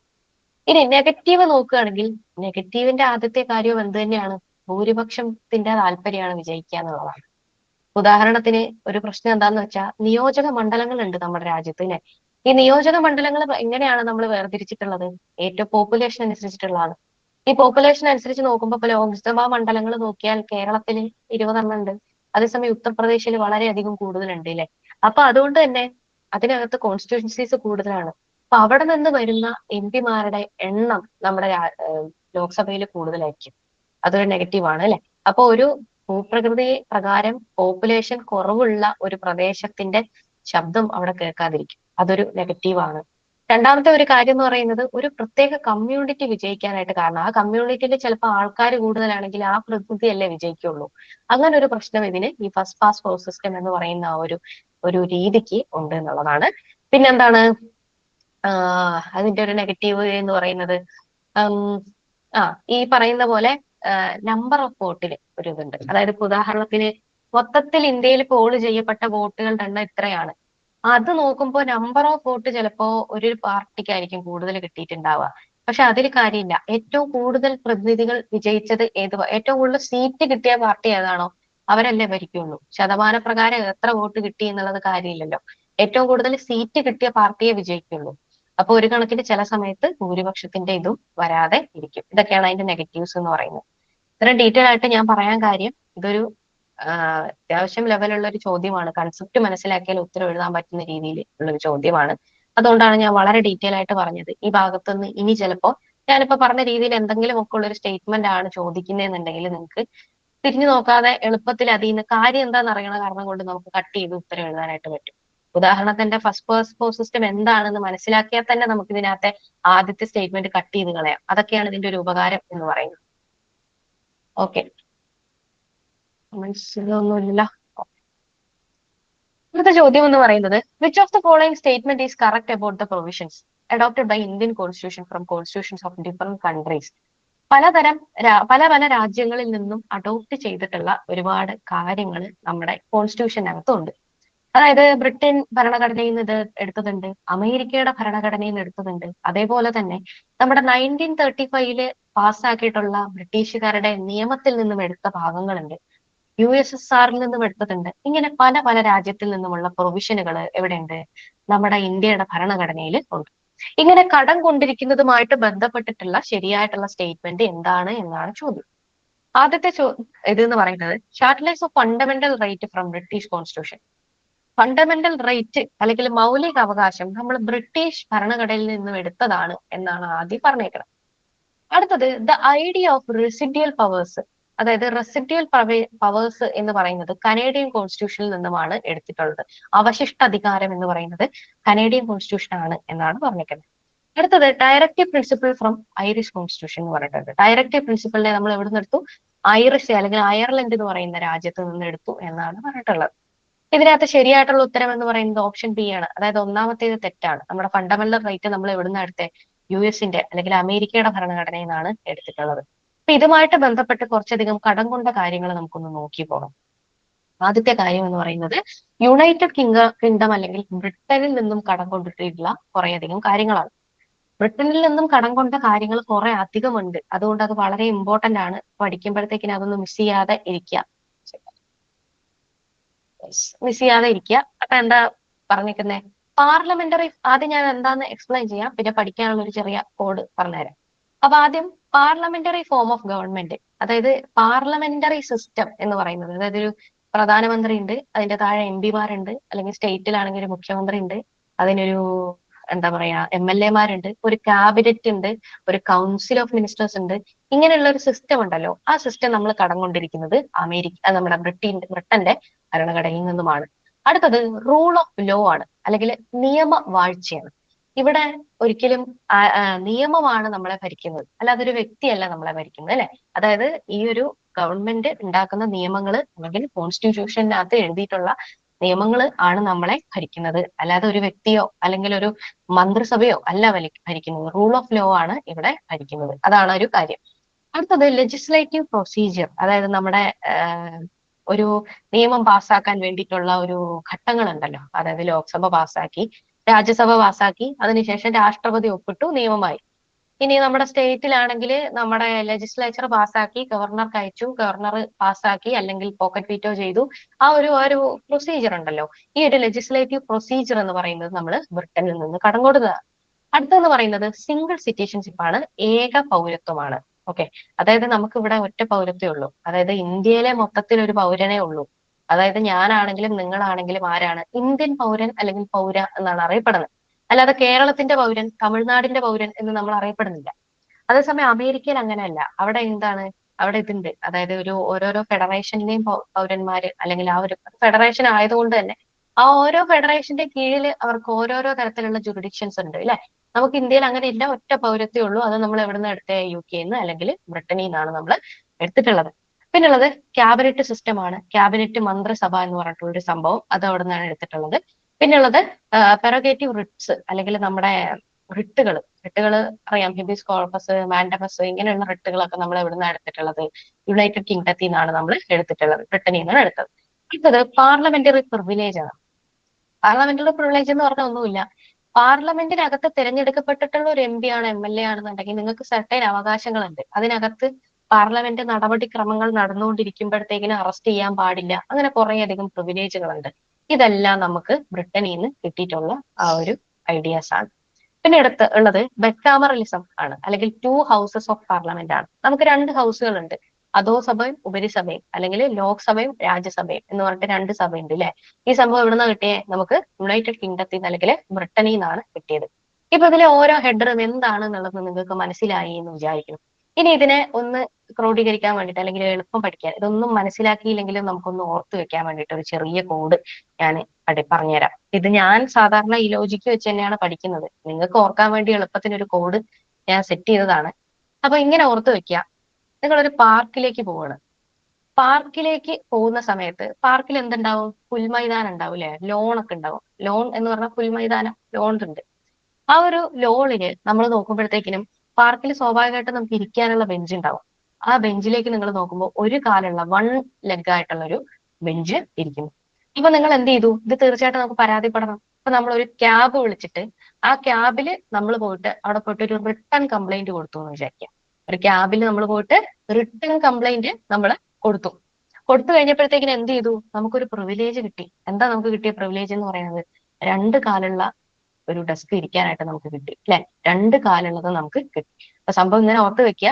നമ്മളൊരു പാർക്കിൽ പോവാണ്, അപ്പോഴത്തേക്കും നമുക്ക് ഒറ്റ കാലുള്ള ഒരു ബെഞ്ചാണ്. അവിടെ ലോൺ ഉണ്ട്, ആ ലോണിൽ ഒരു ബെഞ്ച് ഉണ്ട്, ആ ബെഞ്ചിലാണെങ്കിൽ ഒറ്റ കാലേ ഉള്ളൂ. അപ്പൊ തന്നെ നമ്മളൊരു ക്യാബ് വിളിച്ച് അവിടെ പോയിട്ട് ഒരു റിട്ടേൺ കംപ്ലൈന്റ് നമ്മൾ കൊടുത്തു. അപ്പൊ നമുക്കൊരു പ്രിവിലേജ് കിട്ടി. എന്താ കിട്ടിയത്? 2 കാലുള്ള ഒരു ബെഞ്ച്, ബൈ ആയിട്ടുള്ള 2 കാലുള്ളത് നമുക്ക് കിട്ടി. ഇതിനെ എങ്ങനെയാ ഓർക്കുന്നത്? പാർക്ക് എന്നുള്ളത് പാർലമെന്ററി ഫോം ഓഫ് ഗവൺമെന്റ് എന്ന് കണക്ട് ചെയ്യുക. പിന്നെന്താ ഞാൻ പറഞ്ഞ ഒരു ലോൺ ഉണ്ട് എന്ന് പറഞ്ഞു, അതാണ് റൂൾ ഓഫ് ലോ എന്ന് കണക്ട് ചെയ്യുക. പിന്നെന്താ ഉള്ളത്? നമ്മള് അപ്പൊ തന്നെ 1 ലെഗ് ആയിരുന്നു അല്ലെ, ലെഗ് ഒന്നേ ഉള്ളൂ, അതായത് ലെഗ് 1 സിംഗിൾ ലെഗ് ആയിരുന്നു അല്ലെ. അപ്പൊ ഒറ്റ സിംഗിൾ എന്നുള്ളത് സിംഗിൾ സിറ്റിസൺഷിപ്പ്, ലെഗ് 1 എന്നുള്ളത് ലെജിസ്ലേറ്റീവ് എന്നുള്ളത് കണക്ട് ചെയ്ത് വെക്കുക. അപ്പൊ തന്നെ നമ്മൾ എന്താ ചെയ്തേ? നേരെ ഒരു ക്യാബ് വിളിച്ചു. ക്യാബ് വിളിച്ചിട്ട് നമ്മൾ അവിടെ പോയിട്ടൊരു റിട്ടേൺ കംപ്ലൈന്റ് നമ്മൾ കൊടുത്തു. റിട്ട് എന്ന് വിചാരിക്കുക. അതോടുകൂടി നമുക്കൊരു പ്രിവിലേജ് കിട്ടി, പാർലമെന്ററി പ്രിവിലേജ്. എന്താ നമുക്ക് കിട്ടിയ? 2 കാലുള്ള ബെഞ്ച് നമുക്ക് കിട്ടി, 2 ഹൗസ് ഓഫ് പാർലമെന്റ് നമുക്ക് കിട്ടി. ഇത്രയും ഏതിലാ ഉള്ളത്? ബ്രിട്ടനിൽ നിന്നും കടം കൊണ്ടിട്ടുള്ള കാര്യങ്ങളാണ്. അപ്പൊ ഇത് ഒരു ഇത്തിരി കോഡ് എന്താ പറയാ കണക്ട് ചെയ്യാൻ പറ്റി എന്ന് വിചാരിക്കുന്നു, കൺഫ്യൂഷൻ ഇല്ലാതെ വിചാരിക്കുന്നു. അടുത്തത് നോക്കാം. USA നിന്നും അമേരിക്കയിൽ നിന്നും കടം കൊണ്ടിട്ടുള്ള കുറച്ചധികം കാര്യങ്ങൾ. എന്തത്? ഫണ്ടമെന്റൽ റേറ്റ് എന്ന് പറയുന്ന സംഭവം കടം കൊണ്ടിട്ടുള്ള അമേരിക്കയിൽ നിന്നാണ്. അമേരിക്കയുടെ എന്താ പറയാ കോൺസ്റ്റിറ്റ്യൂഷൻ എന്ന് പറയുന്നതാണ് ഏറ്റവും പഴക്കം ചെന്ന റിട്ടേൺ കോൺസ്റ്റിറ്റ്യൂഷൻ എന്ന് പറയുന്നത്. അവിടെ നിന്നുമാണ് നമ്മൾ എന്ത് കടം കൊണ്ടിട്ടുള്ളത്? ഫണ്ടമെന്റൽ റേറ്റ് അല്ലെങ്കിൽ മൗലികാവകാശം കടം കൊണ്ടിട്ടുള്ളത്. അടുത്തത് ഇൻഡിപെൻഡൻസ് ഓഫ് ദ ജുഡീഷ്യറിയാണ്. ഇപ്പൊ എന്താ ഇൻഡിപെൻഡൻസ് ഓഫ് ജുഡീഷ്യറി എന്ന് പറഞ്ഞാൽ? നമ്മുടെ എക്സിക്യൂട്ടീവോ അല്ലെങ്കിൽ ലെജിസ്ലേച്ചറോ നോട് ഡിപ്പെൻഡ് ചെയ്തിട്ടല്ല നമ്മുടെ ജുഡീഷ്യറി ഇരിക്കുന്നത്. അതായത് നമ്മുടെ മന്ത്രിമാരുടെ ആ ഒരു താല്പര്യം അല്ലെങ്കിൽ മന്ത്രിമാരുടെ പ്രൊസീജിയർ അനുസരിച്ചിട്ടല്ല കോടതി എന്ന് പറയുന്നത് പ്രവർത്തിക്കുന്നത്. വളരെ സെപ്പറേറ്റ് ആണ് അല്ലെ. ആ ഒരു പരിപാടി നമ്മൾ എവിടുന്നാ കടം കൊണ്ടിട്ടുള്ളത്? അമേരിക്കയിൽ നിന്നുമാണ് കൊണ്ടിട്ടുള്ളത്. അടുത്ത സംഭവം ജുഡീഷ്യൽ റിവ്യൂ. ഇന്ദിരാഗാന്ധിയെ കുറിച്ചും നമ്മുടെ ഭൂപരിഷ്കരണത്തെ കുറിച്ചൊക്കെ പറഞ്ഞപ്പോ നമ്മൾ പറഞ്ഞു എന്താ ജുഡീഷ്യൽ റിവ്യൂ എന്നുള്ള സംഗതി അല്ലെ. ആ ജുഡീഷ്യൽ റിവ്യൂ എവിടുന്ന കടകൊണ്ടേ? അമേരിക്കയിൽ നിന്ന് കടകൊണ്ടേ. അടുത്തത് impeachment of president. Okay, impeachment of president. Impeachment എന്ന് വെച്ചാൽ എന്താ? പ്രസിഡന്റിനെ അവിടെ നിന്നും സ്ഥാനത്ത് നിന്ന് മാറ്റുക എന്നുള്ളതാണ് ഇംപീച്ച്മെന്റ്. അതിനൊരു പ്രോസസ് ഉണ്ട് അല്ലെ. ആ ഒരു പ്രോസസ് എവിടുന്ന കടം കൊണ്ടിട്ടുള്ളത്? അമേരിക്കയിൽ നിന്നാണ് കടം കൊണ്ടിട്ടുള്ളത്. അടുത്തത് റിമൂവൽ ഓഫ് സുപ്രീം കോടതി ജഡ്ജ് ആൻഡ് ഹൈക്കോടതി ജഡ്ജാണ്. ഹൈക്കോടതി ജഡ്ജിയും സുപ്രീം കോടതി ജഡ്ജിയും റിമൂവ് ചെയ്യാൻ വേണ്ടിയിട്ട് നമുക്ക് സെർട്ടൈൻ കുറച്ചധികം പ്രൊസീജിയറുകൾ ഉണ്ട്. അല്ലെങ്കിൽ അത് റിമൂവ് ചെയ്യണമെങ്കിൽ ഇന്ന ഗ്രൗണ്ട്സിൽ മാത്രം റിമൂവ് ചെയ്യാൻ പാടുള്ളൂ എന്ന് കുറെ കാര്യങ്ങളുണ്ട്. ഇതൊക്കെ നമ്മൾ എവിടുന്ന് എടുത്തിട്ടുള്ളത്? അമേരിക്കയിൽ നിന്നാണ് കടം കൊണ്ടിട്ടുള്ളത്. അടുത്തത് പോസ്റ്റ് ഓഫ് വൈസ് പ്രസിഡന്റ്. ഉപരാഷ്ട്രപതി എന്ന് പറയുന്ന ഒരു പോസ്റ്റ് എവിടുന്ന് എടുത്തിട്ടില്ലേ? അമേരിക്കയിൽ നിന്നാണ് കടം കൊണ്ടിട്ടുള്ളത്. ഇവിടെ മൈക്ക് ഓൺ ആണ്, ഒന്ന് ശ്രദ്ധിക്കണേ. ഓക്കെ, അപ്പൊ ഇത് ഇപ്പൊ ഞാൻ എന്താണെന്നുള്ളത് ഓരോരോ ഹെഡർ ഞാനൊന്ന് വിശദീകരിച്ച് തന്നിട്ടുണ്ട് അല്ലെ. സംഭവം എന്താണെന്നെല്ലാം മനസ്സിലായി എന്ന് വിചാരിക്കും. ഇനി ഇത് ഓർത്ത് വെക്കാനായിട്ട് ഞാൻ ഒരു കോഡ് സെറ്റ് ചെയ്തിട്ടുണ്ട്. എന്താണ്? ഇങ്ങനെ നമ്മൾ ആലോചിക്കാം. നമുക്ക് ഇൻഡിപെൻഡൻസ് ഡേ ആഘോഷിക്കാൻ നോക്കുമ്പോൾ, ഇൻഡിപെൻഡൻസ് ഡേ ആഘോഷിക്കണം നമുക്ക് ആഗ്രഹമുണ്ട്. അതിന് വേണ്ടിയിട്ട് നമ്മൾ നോക്കുമ്പോൾ നമ്മുടെ കയ്യിൽ ഫണ്ടില്ല. ഇപ്പൊ നമ്മൾ എന്ത് ചെയ്തു? നമ്മുടെ ചെലവ് നമുക്കൊന്ന് റിവ്യൂ ചെയ്യാം. ഫണ്ടില്ലാതെ വരുമ്പോൾ നമ്മൾ സാധാരണ എന്താ ചെയ്യുക? എന്തിനൊക്കെ നമ്മൾ ചെലവാക്കി എന്നുള്ളത് ഗൂഗിൾ പേ എടുത്ത് നോക്കൂലെ. അങ്ങനെ നമ്മൾ ചെലവൊക്കെ ഒന്ന് റിവ്യൂ ചെയ്യാന്ന് നമ്മൾ വിചാരിച്ചു. റിവ്യൂ ചെയ്യാൻ നോക്കിക്കഴിഞ്ഞപ്പോഴാണ് നമ്മൾ എന്ത് മനസ്സിലാക്കണത്? നമ്മുടെ ഡയറ്റിനകത്ത് നമ്മൾ ആരോഗ്യമൊക്കെ വർദ്ധിപ്പിക്കാൻ വേണ്ടിയിട്ട് നമ്മൾ കുറെ പീച്ച് കഴിക്കുന്നുണ്ട് എന്ന് മനസ്സിലായി. പീച്ച് കുറെ കഴിക്കുന്നുണ്ട് എന്ന് മനസ്സിലായി. അപ്പൊ നമ്മൾ എന്ത് ചെയ്തു? ഒരു വൈസ് ഡിസിഷൻ എടുക്കാനായിട്ട് തീരുമാനിച്ചു. ഒരു ബുദ്ധിപരമായിട്ടൊരു ഡിസിഷൻ നമ്മൾ എടുക്കാനായിട്ട് തീരുമാനിച്ചു. നമ്മളൊരു ഡയറക്റ്റ് തീരുമാനം നമ്മൾ എടുത്തു. ഒരു ഡയറക്റ്റ് തീരുമാനം നമ്മൾ എടുക്കുകയാണ്. എന്ത് ചെയ്തു? നമ്മൾ ജിമ്മിൽ പോയിട്ട് പേര് കൊടുത്തു. ഓക്കെ, നമ്മുടെ പേര് നമ്മൾ അവിടെ കൊണ്ട് കൊടുത്തു. ഇനി നമ്മളൊന്ന് കണക്ട് ചെയ്ത് നോക്കുക. എന്തൊക്കെയാണ്? ഇൻഡിപെൻഡൻസ് ഡേ പറഞ്ഞു, ഇൻഡിപെൻഡൻസ് ഓഫ് ജുഡീഷ്യറി, പിന്നെ ഫണ്ട് ഇല്ല എന്ന് പറഞ്ഞു, ഫണ്ടമെന്റൽ റേറ്റ്. അപ്പൊ നമ്മൾ എന്ത് ചെയ്തു? നമ്മുടെ ചെലവൊന്ന് റിവ്യൂ നമ്മൾ ചെയ്തു. അപ്പൊ നമുക്ക് മനസ്സിലായി നമ്മുടെ ഡയറ്റിനകത്ത് നമുക്ക് കുറെ പീച്ച് നമ്മൾ കഴിക്കുന്നുണ്ട് എന്ന് പറഞ്ഞു. അപ്പൊ നമ്മൾ വളരെ വൈസായിട്ടുള്ള ഡിസിഷൻ നമ്മൾ എടുക്കുകയാണ്. വൈസായിട്ടുള്ള വൈസ് പ്രസിഡന്റ് ഡിസിഷൻ നമ്മൾ എടുക്കുകയാണ്. അപ്പൊ നമ്മൾ എന്താ ചെയ്യുന്നത്? നമ്മൾ അവിടെ പോയിട്ട് ഡയറക്റ്റ് ആയിട്ട് നമ്മൾ അവിടെ പോയിട്ട് എന്ത് ചെയ്തു? ഒരു തീരുമാനം നമ്മൾ എടുക്കുകയാണ്. എന്ത് ചെയ്തു? റിമൂവലോ ഇത് നമ്മുടെ പീച്ചും അങ്ങനത്തെ സാധനങ്ങളും ഒക്കെ ഒന്ന് റിമൂവ് ചെയ്തിട്ട് നമ്മൾ എന്ത് ചെയ്യാണ്? അവിടെ പോയിട്ട് ജിമ്മിൽ പോയിട്ട് നമ്മൾ നമ്മുടെ നെയിം അങ്ങോട്ട് കൊടുക്കുകയാണ്. ഓക്കെ, ഇത്രയും സംഭവമാണ് അമേരിക്കയിൽ നിന്ന് കടം കൊണ്ടിട്ടുള്ളത് എന്ന് വെച്ചിട്ട് ഒന്ന് കണക്ട് ചെയ്ത് വെക്കും. അടുത്ത സംഭവം എന്ന് പറയുന്നത്, ഇതിന് ഞാൻ കോഡൊന്നും ആവശ്യമില്ല എന്ന് വിചാരിക്കുന്നു. അയർലൻഡിലെ ആകെ കുറച്ച് കാര്യങ്ങളെ നമുക്ക് പഠിക്കാനുള്ളൂ. TPSP എന്ന് പറയുന്ന സംഭവം അല്ലെങ്കിൽ ഡയറക്റ്റീവ് പ്രിൻസിപ്പിൾ ഭാഗം 4-നകത്തിരിക്കുന്ന സംഭവം നമ്മൾ കടക്കൂട്ടിട്ടുള്ളത് അയർലൻഡിൽ നിന്നാണ്. ഓക്കെ, അപ്പം ഇതിനെ എങ്ങനെ ഒന്ന് കണക്ട് ചെയ്യാം? നോ ഒഫൻസ്, നമ്മൾ ഇങ്ങനെ ചിന്തിക്കാം. ഡയറക്റ്റീവ് പ്രിൻസിപ്പിൾ എന്ന് പറയുന്നത് എന്താണ്? ഒരു രാഷ്ട്രം നല്ല രീതിയിലാണോ ഭരിച്ചു പോണത് എന്നറിയാൻ വേണ്ടിയിട്ടുള്ള ഒരു നടപടിക്രമമാണ്, അല്ലെങ്കിൽ അതിനുള്ളൊരു ഗൈഡ് ആണെന്ന് വിചാരിക്കുക. അങ്ങനെയാണ് നമ്മുടെ കോൺസ്റ്റിറ്റ്യൂഷൻ മേക്കേഴ്സ് പറഞ്ഞിട്ടുള്ളത്. അപ്പോ അംബേദ്കർ പറയുന്നുണ്ട് ഈ ഒരു DPSP എന്ന് പറയുന്ന സംഭവം എന്താണെന്നാ പറഞ്ഞിരിക്കുന്നത്? ഒരു രാഷ്ട്രം മര്യാദയ്ക്കാണോ ഭരിക്കുന്നതെന്ന് അറിയാനുള്ള ഒരു ഗൈഡാണത്. ഓക്കെ, അപ്പൊ ഈ DPSP നമ്മൾ എന്ത് ചെയ്തു? അയൽപക്കത്ത് നമ്മൾ നോക്കി എന്ന് വിചാരിക്കാം. നമ്മുടെ വീട്ടിൽ കറണ്ട് ഉണ്ടോ, അല്ലെങ്കിൽ നമ്മുടെ വീട്ടിൽ കറക്റ്റ് ആയിട്ടാണോ പോകുന്നത്, നമ്മൾ എവിടെ നോക്കും? അയലത്തെ വീട്ടിൽ നോക്കൂലേ കറണ്ട് ഉണ്ടോ എന്നുള്ളത്. അതേപോലെ നമ്മുടെ രാജ്യത്ത് നന്നായിട്ടാണോ ഭരിക്കണമെന്ന് അറിയാൻ വേണ്ടിയിട്ട് നമ്മൾ അയർലാൻഡിലേക്ക് നോക്കി, അയൽപക്കത്തേക്ക് നോക്കി എന്ന് ചിന്തിക്കാം. അങ്ങനെ ഡയറക്റ്റീവ് പ്രിൻസിപ്പിൾ നമ്മൾ എവിടുന്ന എടുത്തത്? അയർലാൻഡിൽ നിന്നാണ് കടം കൊണ്ടത് എന്ന് വിചാരിക്കാം.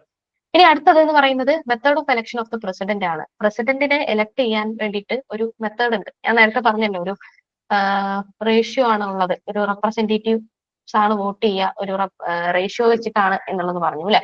അത് എവിടുന്നാണ് എടുത്തിട്ടുള്ളത്? അയർലൻഡിൽ നിന്നാണ് എടുത്തിട്ടുള്ളത്. പിന്നെ nomination of members of Rajya Sabha, upper ഹൗസിലേക്ക് രാഷ്ട്രപതിക്ക് കുറേയധികം മെമ്പേഴ്സിനെ റെപ്രസെന്റ് ചെയ്യാൻ വേണ്ടിയിട്ടുള്ള, നാമനിർദ്ദേശം ചെയ്യാനുള്ള ഒരു അധികാരമുണ്ട്. അത് നമ്മൾ എവിടുന്ന എടുത്തത്? അയർലൻഡിൽ നിന്നാണ് നമ്മൾ എടുത്തിട്ടുള്ളത്. ഓക്കെ, ഇനി അടുത്തത് കാനഡ. കാനഡയിൽ നിന്ന് എന്ത് കാര്യങ്ങളാണ് എടുത്തിട്ടുള്ളതെന്ന് പറയാൻ വേണ്ടിയിട്ട് ഞാനൊരു ഒരു ഒരു എക്സാമ്പിൾ ഞാൻ പറഞ്ഞ് പഠിപ്പിച്ചു തരാം. കാരണം ഇതിന് കോഡും കാര്യങ്ങളൊന്നും പറയുന്നില്ല. ഒരു പോയിന്റ് നിങ്ങൾ ശ്രദ്ധിക്കുക. കാരണം ഞാൻ ആദ്യം പറഞ്ഞിട്ടുണ്ടായിരുന്നു, ഇന്ത്യ എന്ന് പറയുന്നത് ആബ്സല്യൂട്ട്ലി ഒരു യൂണിയൻ അല്ല, ആബ്സല്യൂട്ട്ലി ഒരു ഫെഡറേഷൻ അല്ല എന്ന് ഞാൻ പറഞ്ഞു. അതുകൊണ്ട് തന്നെ ഇന്ത്യക്ക് എന്തുണ്ട്? യൂണിയന് ഒരു പവർ ഉണ്ട്, നമ്മുടെ സംസ്ഥാനങ്ങൾക്ക് ഒരു പവർ ഉണ്ട്. പക്ഷെ ഈ സംസ്ഥാനങ്ങളുടെ പവറുകളെ ചില സമയത്ത് യൂണിയന്റെ പവർ ഓവർകം ചെയ്യും. ഉദാഹരണത്തിന് അടിയന്തരാവസ്ഥ പോലുള്ള കാര്യങ്ങൾ. ഇനി ചില സമയത്ത് സംസ്ഥാനങ്ങൾക്കും യൂണിയനെ പോലെ തന്നെ നിയമം ഉണ്ടാക്കാനുള്ള ഒരു കപ്പാസിറ്റിയും നമുക്ക് ഉണ്ട്. പിന്നെ ഒരു കാര്യം എന്ന് പറയുന്നത് എന്താ? നമുക്ക് രണ്ടു പേർക്കും നിയമം നിർമ്മിക്കാനുള്ള ഒരു എന്താ പറയാ വിഷയങ്ങൾ നമുക്ക് ഉണ്ട്. ഓക്കെ, അപ്പൊ ഈ ഒരു സംഭവം യൂണിയനുമല്ല ഫെഡറേഷനുമല്ല എന്നുള്ള ആ ഒരു സ്ഥിതി ഉണ്ടല്ലോ, അത് നമ്മൾ ആ ഒരു ഐഡിയ നമുക്ക് കിട്ടിയിരിക്കുന്നത് കാനഡയിൽ നിന്നുമാണ്. ഓക്കെ, അപ്പൊ അമേരിക്ക എന്ന് പറയുന്ന ഒരു ഫെഡറേഷൻ ആണ്, കാനഡ എന്ന് പറയുന്നത് ഇന്ത്യ പോലെയുള്ള ഒരു രീതിയിൽ വർക്ക് ചെയ്യുന്ന ഒരു സംഭവമാണ് എന്ന് വിചാരിക്കുക. അപ്പൊ നമുക്ക് ഇതിനകത്ത് നിന്ന് കുറെ കാര്യങ്ങൾ കിട്ടും. ഇന്ത്യ എങ്ങനെയാണെന്നാ ഞാൻ പറഞ്ഞേ? സംസ്ഥാനങ്ങളുണ്ട്, ഒരു ഫെഡറേഷൻ ഉണ്ട്, എന്നിരുന്നാൽ പോലും യൂണിയന് ഒരു സ്ട്രോങ് ആയിട്ടുള്ള ഒരു സംഭവം ഉണ്ട് അല്ലെ. അത് എവിടുന്ന് എടുത്തേ? കാനഡയിൽ നിന്ന് എടുത്തേ. Federation with a strong centre എന്നുള്ള ഒരു ഐഡിയ എവിടുന്നാണ് നമ്മൾ കടങ്ങുന്നത്? കാനഡയിൽ നിന്നാണ്. കിട്ടിയില്ലേ? അടുത്തത് വെസ്റ്റിംഗ് ഓഫ് റെസിഡ്യൂറി പവേഴ്സ്, അവശിഷ്ട അധികാരങ്ങൾ. Powers not specifically listed in the centre. അതായത് സെന്ററിന്റെ കീഴിൽ അല്ലെങ്കിൽ യൂണിയന്റെ കീഴിൽ നേരിട്ട് എഴുതി കൊടുക്കാത്ത, ആ ലിസ്റ്റിനകത്ത് ഇല്ലാത്ത നിയമങ്ങളെയാണ് അവശിഷ്ട അധികാരങ്ങൾ എന്ന് പറയുന്നത്. ഓക്കെ, അപ്പൊ യൂണിയനും സ്റ്റേറ്റിനും ഇതേപോലെ ഒരു അധികാരമുള്ള, എന്നാൽ യൂണിയന് കുറച്ചും കൂടെ പവർ ഉള്ള ഒരു രാജ്യമാണെങ്കിലല്ലേ ഇങ്ങനെയുള്ള ഒരു സംഭവം വരുള്ളൂ. അങ്ങനെ കണക്ട് ചെയ്യാം. പിന്നെ appointment of state government by centre. State ഗവർണറുകളെ സെന്റർ ആണ് അപ്പോയിന്റ് ചെയ്യുന്നത്. അപ്പൊ ഞാൻ നേരത്തെ പറഞ്ഞു, ഇന്ത്യക്ക് യൂണിയനും ഉണ്ട്, യൂണിയനുമാണ് ഫെഡറേഷനുമാണ്. പക്ഷെ യൂണിയന് ഫെഡറേഷനെ കാട്ടി, സംസ്ഥാനങ്ങളെ കാട്ടി ഒരിത്തിരി പവർ കൂടുതലുണ്ട്. അതാണ് നമ്മുടെ ഒരു സെറ്റപ്പ് എന്ന് പറഞ്ഞു അല്ലെ.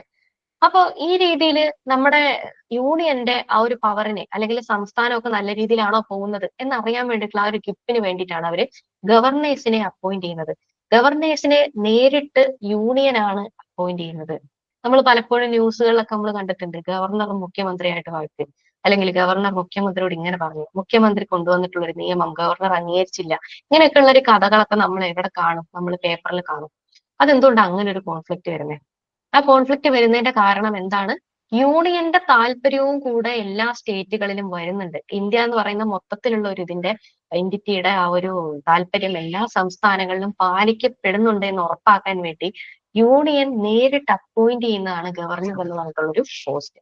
അതുകൊണ്ട് ഈ ഒരു എന്താ പറയാ ഒരു പ്രൊവിഷനും നമ്മൾ ഇവിടുന്ന് എടുത്തിട്ടുള്ളത് കാനഡയിൽ നിന്നുമാണ് കടന്നുകൊണ്ടിട്ടുള്ളത്. അടുത്തെന്ന് പറയുന്നത് അഡ്വൈസറി ജുറിഡിക്ഷൻ ഓഫ് സുപ്രീം കോർട്ടാണ്. സുപ്രീം കോടതിയുടെ ഉപദേശകമായിട്ടുള്ള ഒരു കഴിവ്. അതായത് സുപ്രീം കോടതിക്ക് നമ്മുടെ നിയമപരമായിട്ടുള്ള കാര്യങ്ങളിലൊക്കെ ഒരു അഡ്വൈസറി നേച്ചർ ഉണ്ട്. അല്ലെങ്കിൽ നമ്മുടെ പ്രസിഡന്റിന് എന്തെങ്കിലുമൊക്കെ നിയമപരമായിട്ടുള്ള ഡൗട്ടുകൾ ഉണ്ടെങ്കിൽ അദ്ദേഹത്തിന് സുപ്രീം കോടതിയെ സമീപിക്കാനായിട്ട് കഴിയും. ആ ഒരു ആർട്ടിക്കിളാണ് ആർട്ടിക്കിൾ 143 എന്ന് പറയുന്നത്. ആ ആർട്ടിക്കിൾ പ്രകാരം അദ്ദേഹത്തിന് എന്ത് ചെയ്യാൻ പറ്റും? സുപ്രീം കോടതിയെ സമീപിക്കാനായിട്ട് സാധിക്കും. അതിനെക്കുറിച്ച് പറയുന്നതാണ് advisory jurisdiction of the supreme court എന്ന് പറയുന്നത്. ഓക്കെ, അടുത്തത് ഓസ്ട്രേലിയയെ കുറിച്ചാണ് പറയുന്നത്. ഓസ്ട്രേലിയക്കും ആകെ കുറച്ച് എണ്ണമേ ഉള്ളൂ, അതുകൊണ്ട് ഞാൻ വലിയ കോഡും കാര്യങ്ങളൊന്നും ഉണ്ടാക്കിയില്ല, അല്ലാതെ തന്നെ നിങ്ങൾക്ക് ഓർത്തിരിക്കാൻ പറ്റും. അപ്പൊ എന്താ വിചാരിക്കുക, ആകെ നിങ്ങൾ ഒരു കാര്യം ഓർക്കുക, ഓസ്ട്രേലിയ എന്ന് പറയുമ്പോൾ തന്നെ നിങ്ങളുടെ മനസ്സിലേക്ക് ഇരുന്നൊരു സംഭവം എന്താ, കങ്കാരു ആണല്ലേ. അത് കഴിഞ്ഞിട്ട് നമുക്ക് വേറെ ക്രിക്കറ്റ് കളിക്കാരൊക്കെ ഓർമ്മ വരില്ല. ആദ്യം നമ്മൾ ഓർമ്മ വരും എന്താ, കങ്കാരുവിനെ ഓർമ്മ വരും. അതുകൊണ്ട് തന്നെ കങ്കാരു കൺകറന്റ് ലിസ്റ്റ് എന്ന് പറഞ്ഞിട്ട് കണക്ട് ചെയ്ത് വെക്കുക. കൺകറന്റ് ലിസ്റ്റ് എന്ന് പറയുന്ന സംഭവം എവിടുന്ന കടം കൊണ്ടേ, ഓസ്ട്രേലിയ എന്നാണ് കടം കൊണ്ടിരിക്കുന്നത്. അവശിഷ്ടാധികാരം കാനഡയിൽ നിന്നാണ്, കൺകറന്റ് ലിസ്റ്റ് ഓസ്ട്രേലിയയിൽ നിന്നുമാണ്. കൺകറന്റ് ലിസ്റ്റ് എന്ന് പറഞ്ഞാൽ എന്താണെന്ന് അറിയാലോ അല്ലെ. അതായത് സ്റ്റേറ്റിനും യൂണിയനും ഒരുപോലെ തീരുമാനം എടുക്കാൻ പറ്റുന്ന വിഷയങ്ങൾ ഉൾക്കൊള്ളുന്ന ലിസ്റ്റിനെയാണ് കൺകറന്റ് ലിസ്റ്റ് എന്ന് പറയാം. അപ്പൊ കുറെ അധികം കാര്യങ്ങൾ കൺകറന്റ് ലിസ്റ്റിനകത്ത് ഉണ്ട്. ഓക്കെ, അപ്പൊ അടുത്തത് ഫ്രീഡം ഓഫ് ട്രേഡ്, കൊമേഴ്സ്, അതേപോലെ തന്നെ ഇന്റർകോഴ്സ് വിത്തിൻ ദ കൺട്രി. എന്തൊക്കെയാണ് നമ്മുടെ രാജ്യത്തിനകത്ത് ഫ്രീ ആയിട്ട് ഒരു ബിസിനസ് തുടങ്ങാൻ, അല്ലെങ്കിൽ അതിനകത്ത് നമുക്ക് ഫ്രീ ആയിട്ട് സഞ്ചരിക്കാൻ, ഫ്രീ ആയിട്ട് നമുക്ക് എന്തെങ്കിലുമൊക്കെ സാധനങ്ങൾ വ്യവസായം ചെയ്യാൻ, വിൽപ്പന, ഇതിനൊക്കെ ഉള്ള ഒരു അധികാരം നമുക്കുണ്ട്. ആർട്ടിക്കിൾ 19 പ്രകാരമുണ്ട്. ഈ സംഭവം നമ്മൾ എവിടുന്ന കടം കൊണ്ടിരിക്കുന്ന, ഓസ്ട്രേലിയയിൽ നിന്നാണ് നമ്മൾ കടം കൊണ്ടിരിക്കുന്നത്. അടുത്തത് joint sitting of the 2 houses of the parliament എന്നുള്ളതാണ്. ഇതിനെ മനസ്സിലാക്കാൻ വേണ്ടിയിട്ട് നമ്മൾ എന്താണ് ജോയിന്റ് സിറ്റിംഗ് എന്ന് ആലോചിക്കുക. ജോയിന്റ് സിറ്റിംഗ് എന്ന് പറഞ്ഞു കഴിഞ്ഞാൽ, ഇപ്പൊ നിങ്ങൾ ഒരു ബില്ല് പാസ്സാക്കണം, ഒരു നിയമം പാസ്സാക്കണം എന്നുണ്ടെങ്കിൽ അതിനൊരു പ്രൊസീജിയർ ഉണ്ട്. ഒന്നുകിൽ ലോക്സഭയിലോ അല്ലെങ്കിൽ രാജ്യസഭയിലോ ഒരു വ്യക്തി, ഒരു അംഗം ഒരു ബില്ല് അവതരിപ്പിക്കുന്നു. ഒരു നിയമം ആവുന്നതിന് മുമ്പ് അതിനെ നമ്മൾ ബില്ല് എന്നാ വിളിക്കുക. ഒരു ബില്ല് അവതരിപ്പിക്കണം. അപ്പൊ ഒരു ലോക്സഭയിലും ആകാം രാജ്യസഭയിലും ആകാം. ഇതൊരു മണി ബില്ലാണെങ്കിൽ അത് എപ്പോഴും ലോക്സഭയിൽ മാത്രമേ ഉന്നയിക്കാൻ പാടുള്ളൂ. എന്തോ ആയിക്കോട്ടെ, എന്തായാലും ഒരു ബില്ല് ഏതെങ്കിലും ഒരു സഭയിൽ ഉന്നയിക്കപ്പെടുന്നു. ഈ സാധനം ഇവിടുന്ന് മെജോറിറ്റിയോട് കൂടി പാസ്സാക്കി നമ്മൾ അപ്പുറത്തെ സഭയിലേക്ക് അയക്കുന്നു. ചില ബില്ലുകൾക്ക് സിമ്പിൾ മെജോറിറ്റി മതി. കോൺസ്റ്റിറ്റ്യൂഷണൽ അമെന്റ്മെന്റ് ഒക്കെ ആണെങ്കിൽ അതിന് നമുക്ക് സ്പെഷ്യൽ മെജോറിറ്റി വേണം. അതെന്തായാലും ആട്ടെ.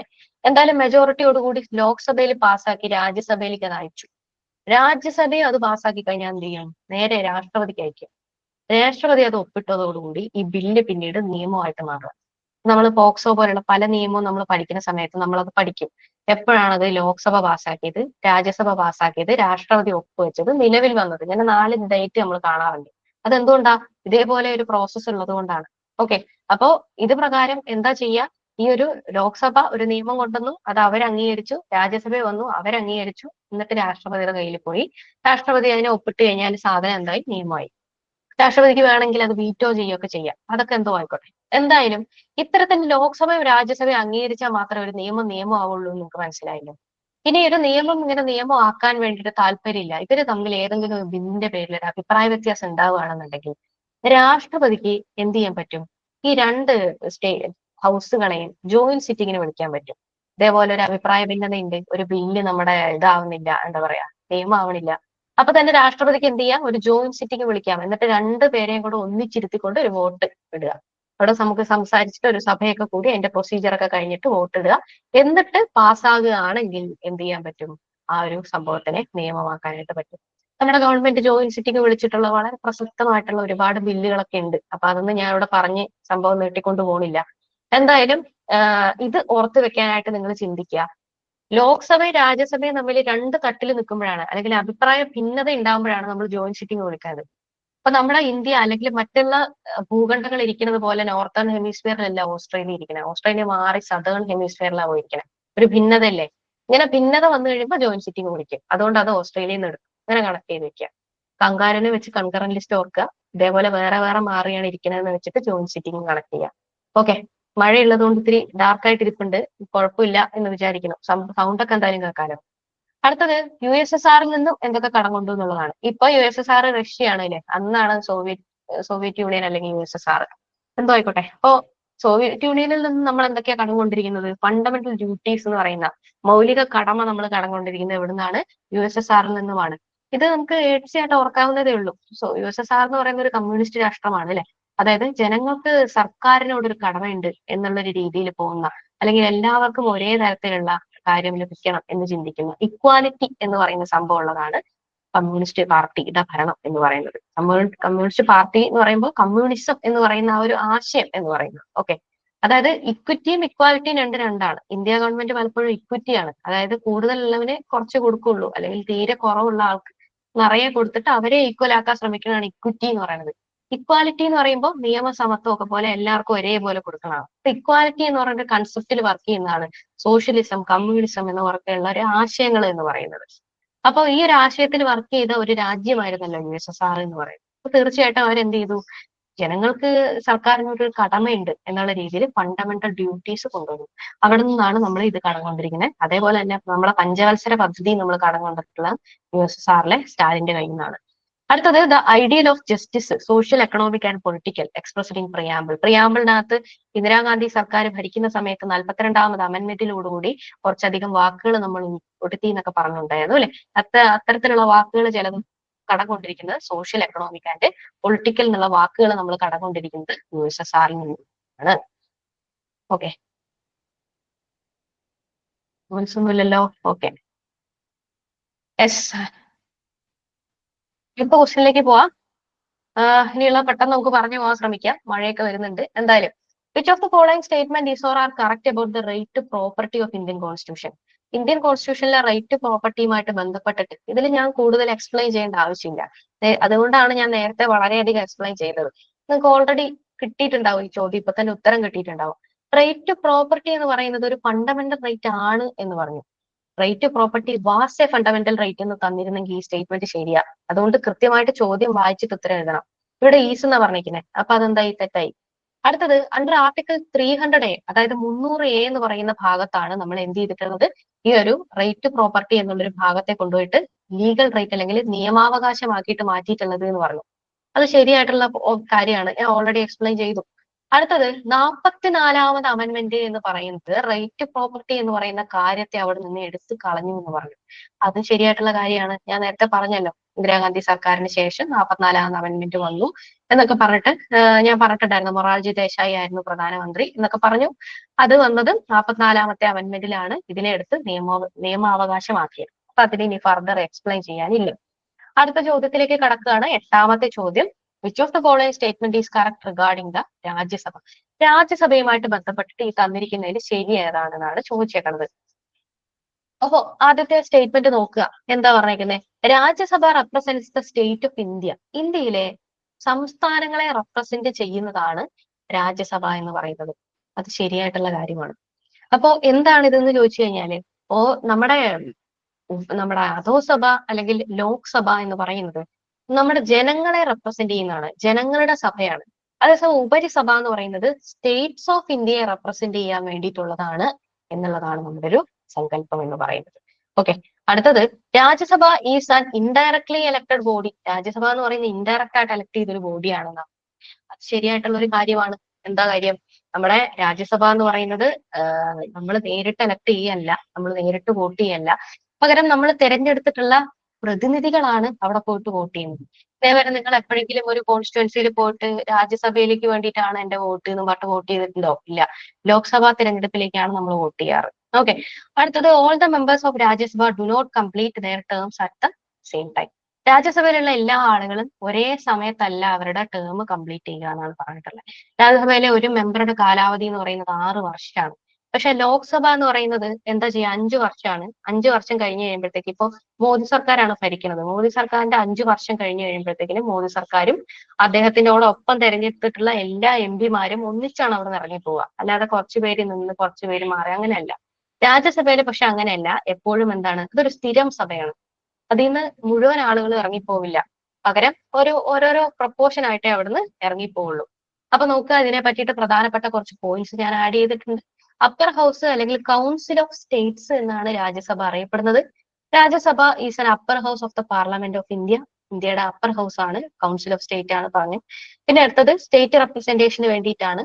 അതേപോലെ യൂണിയൻ ടെറിട്ടറീസിന്റെ താല്പര്യങ്ങളും ഒക്കെ വരാൻ വേണ്ടിയിട്ടാണ് രാജ്യസഭ എന്ന് പറഞ്ഞിട്ടുള്ളൊരു സംഭവം ഉള്ളത്. അപ്പൊ എന്താ സംഭവം എന്ന് വെച്ച് കഴിഞ്ഞാല്, ലോക്സഭ എന്ന് പറയുന്ന ഒരു കാര്യം മുന്നോട്ട് വരുമ്പോ തന്നെ ഞാൻ പറഞ്ഞു, നമ്മുടെ പോപ്പുലേഷൻ അനുസരിച്ചിട്ട്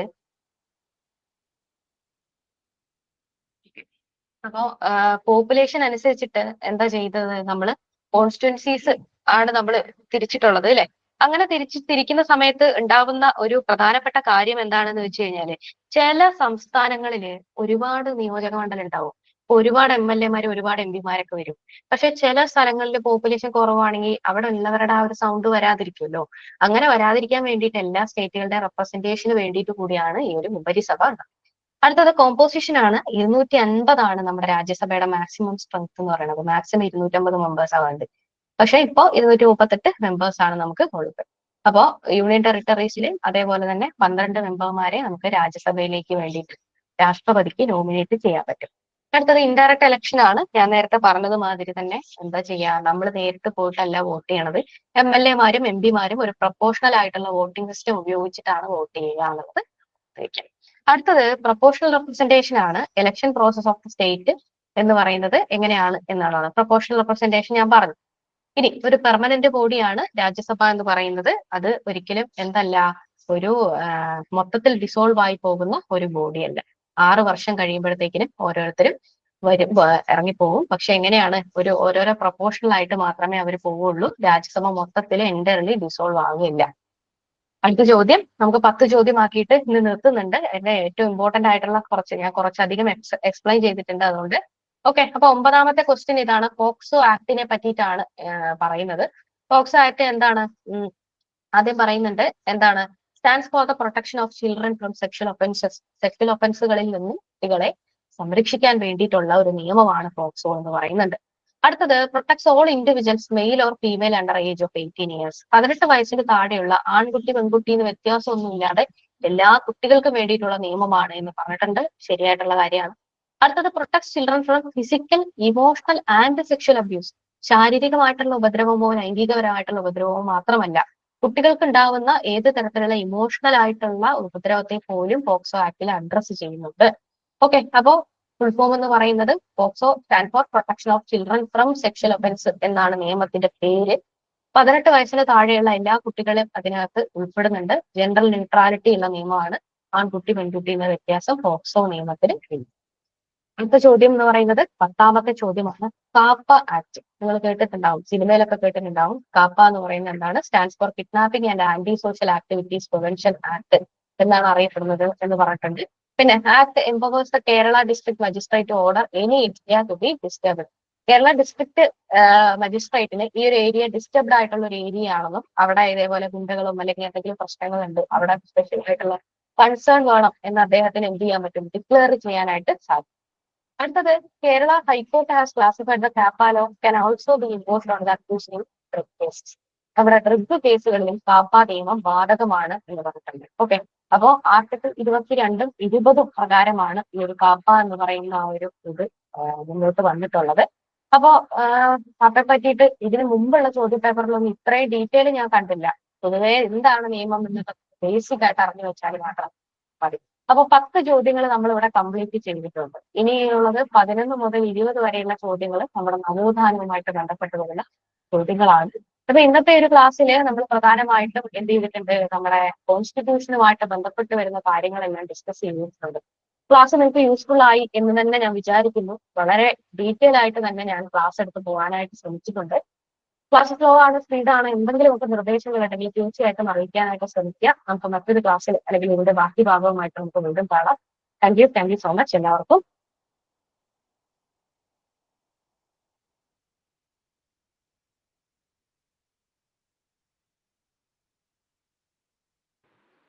ഓക്കെ ടീച്ചറെ, താങ്ക് യു. അപ്പൊ നമ്മള് ഇന്നത്തെ ഈ സെഷൻ ഇവിടെ വൈൻഡ് അപ്പ് ചെയ്യാണ്. അപ്പോ നമുക്കറിയാം ഏകദേശം ഒരു 1 അവറോളം ആയിട്ടുണ്ട് ടീച്ചറിന്റെ ക്ലാസ്. അപ്പൊ അതുകൊണ്ടാണ് ടീച്ചർ ഈ വൈകിയ വേളയിൽ നമ്മളോട് നിർത്തുന്നത്.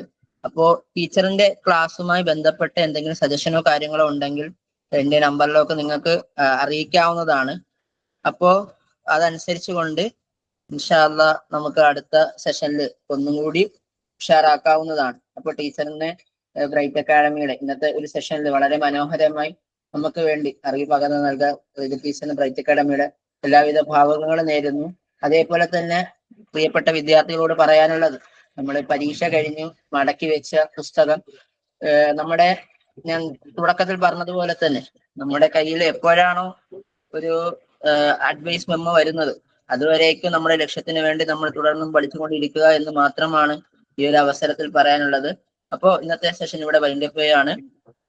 Thank you for your cooperation and thank you so much, Didi teacher. Assalamu alaikum warahmatullahi wabarakatuh.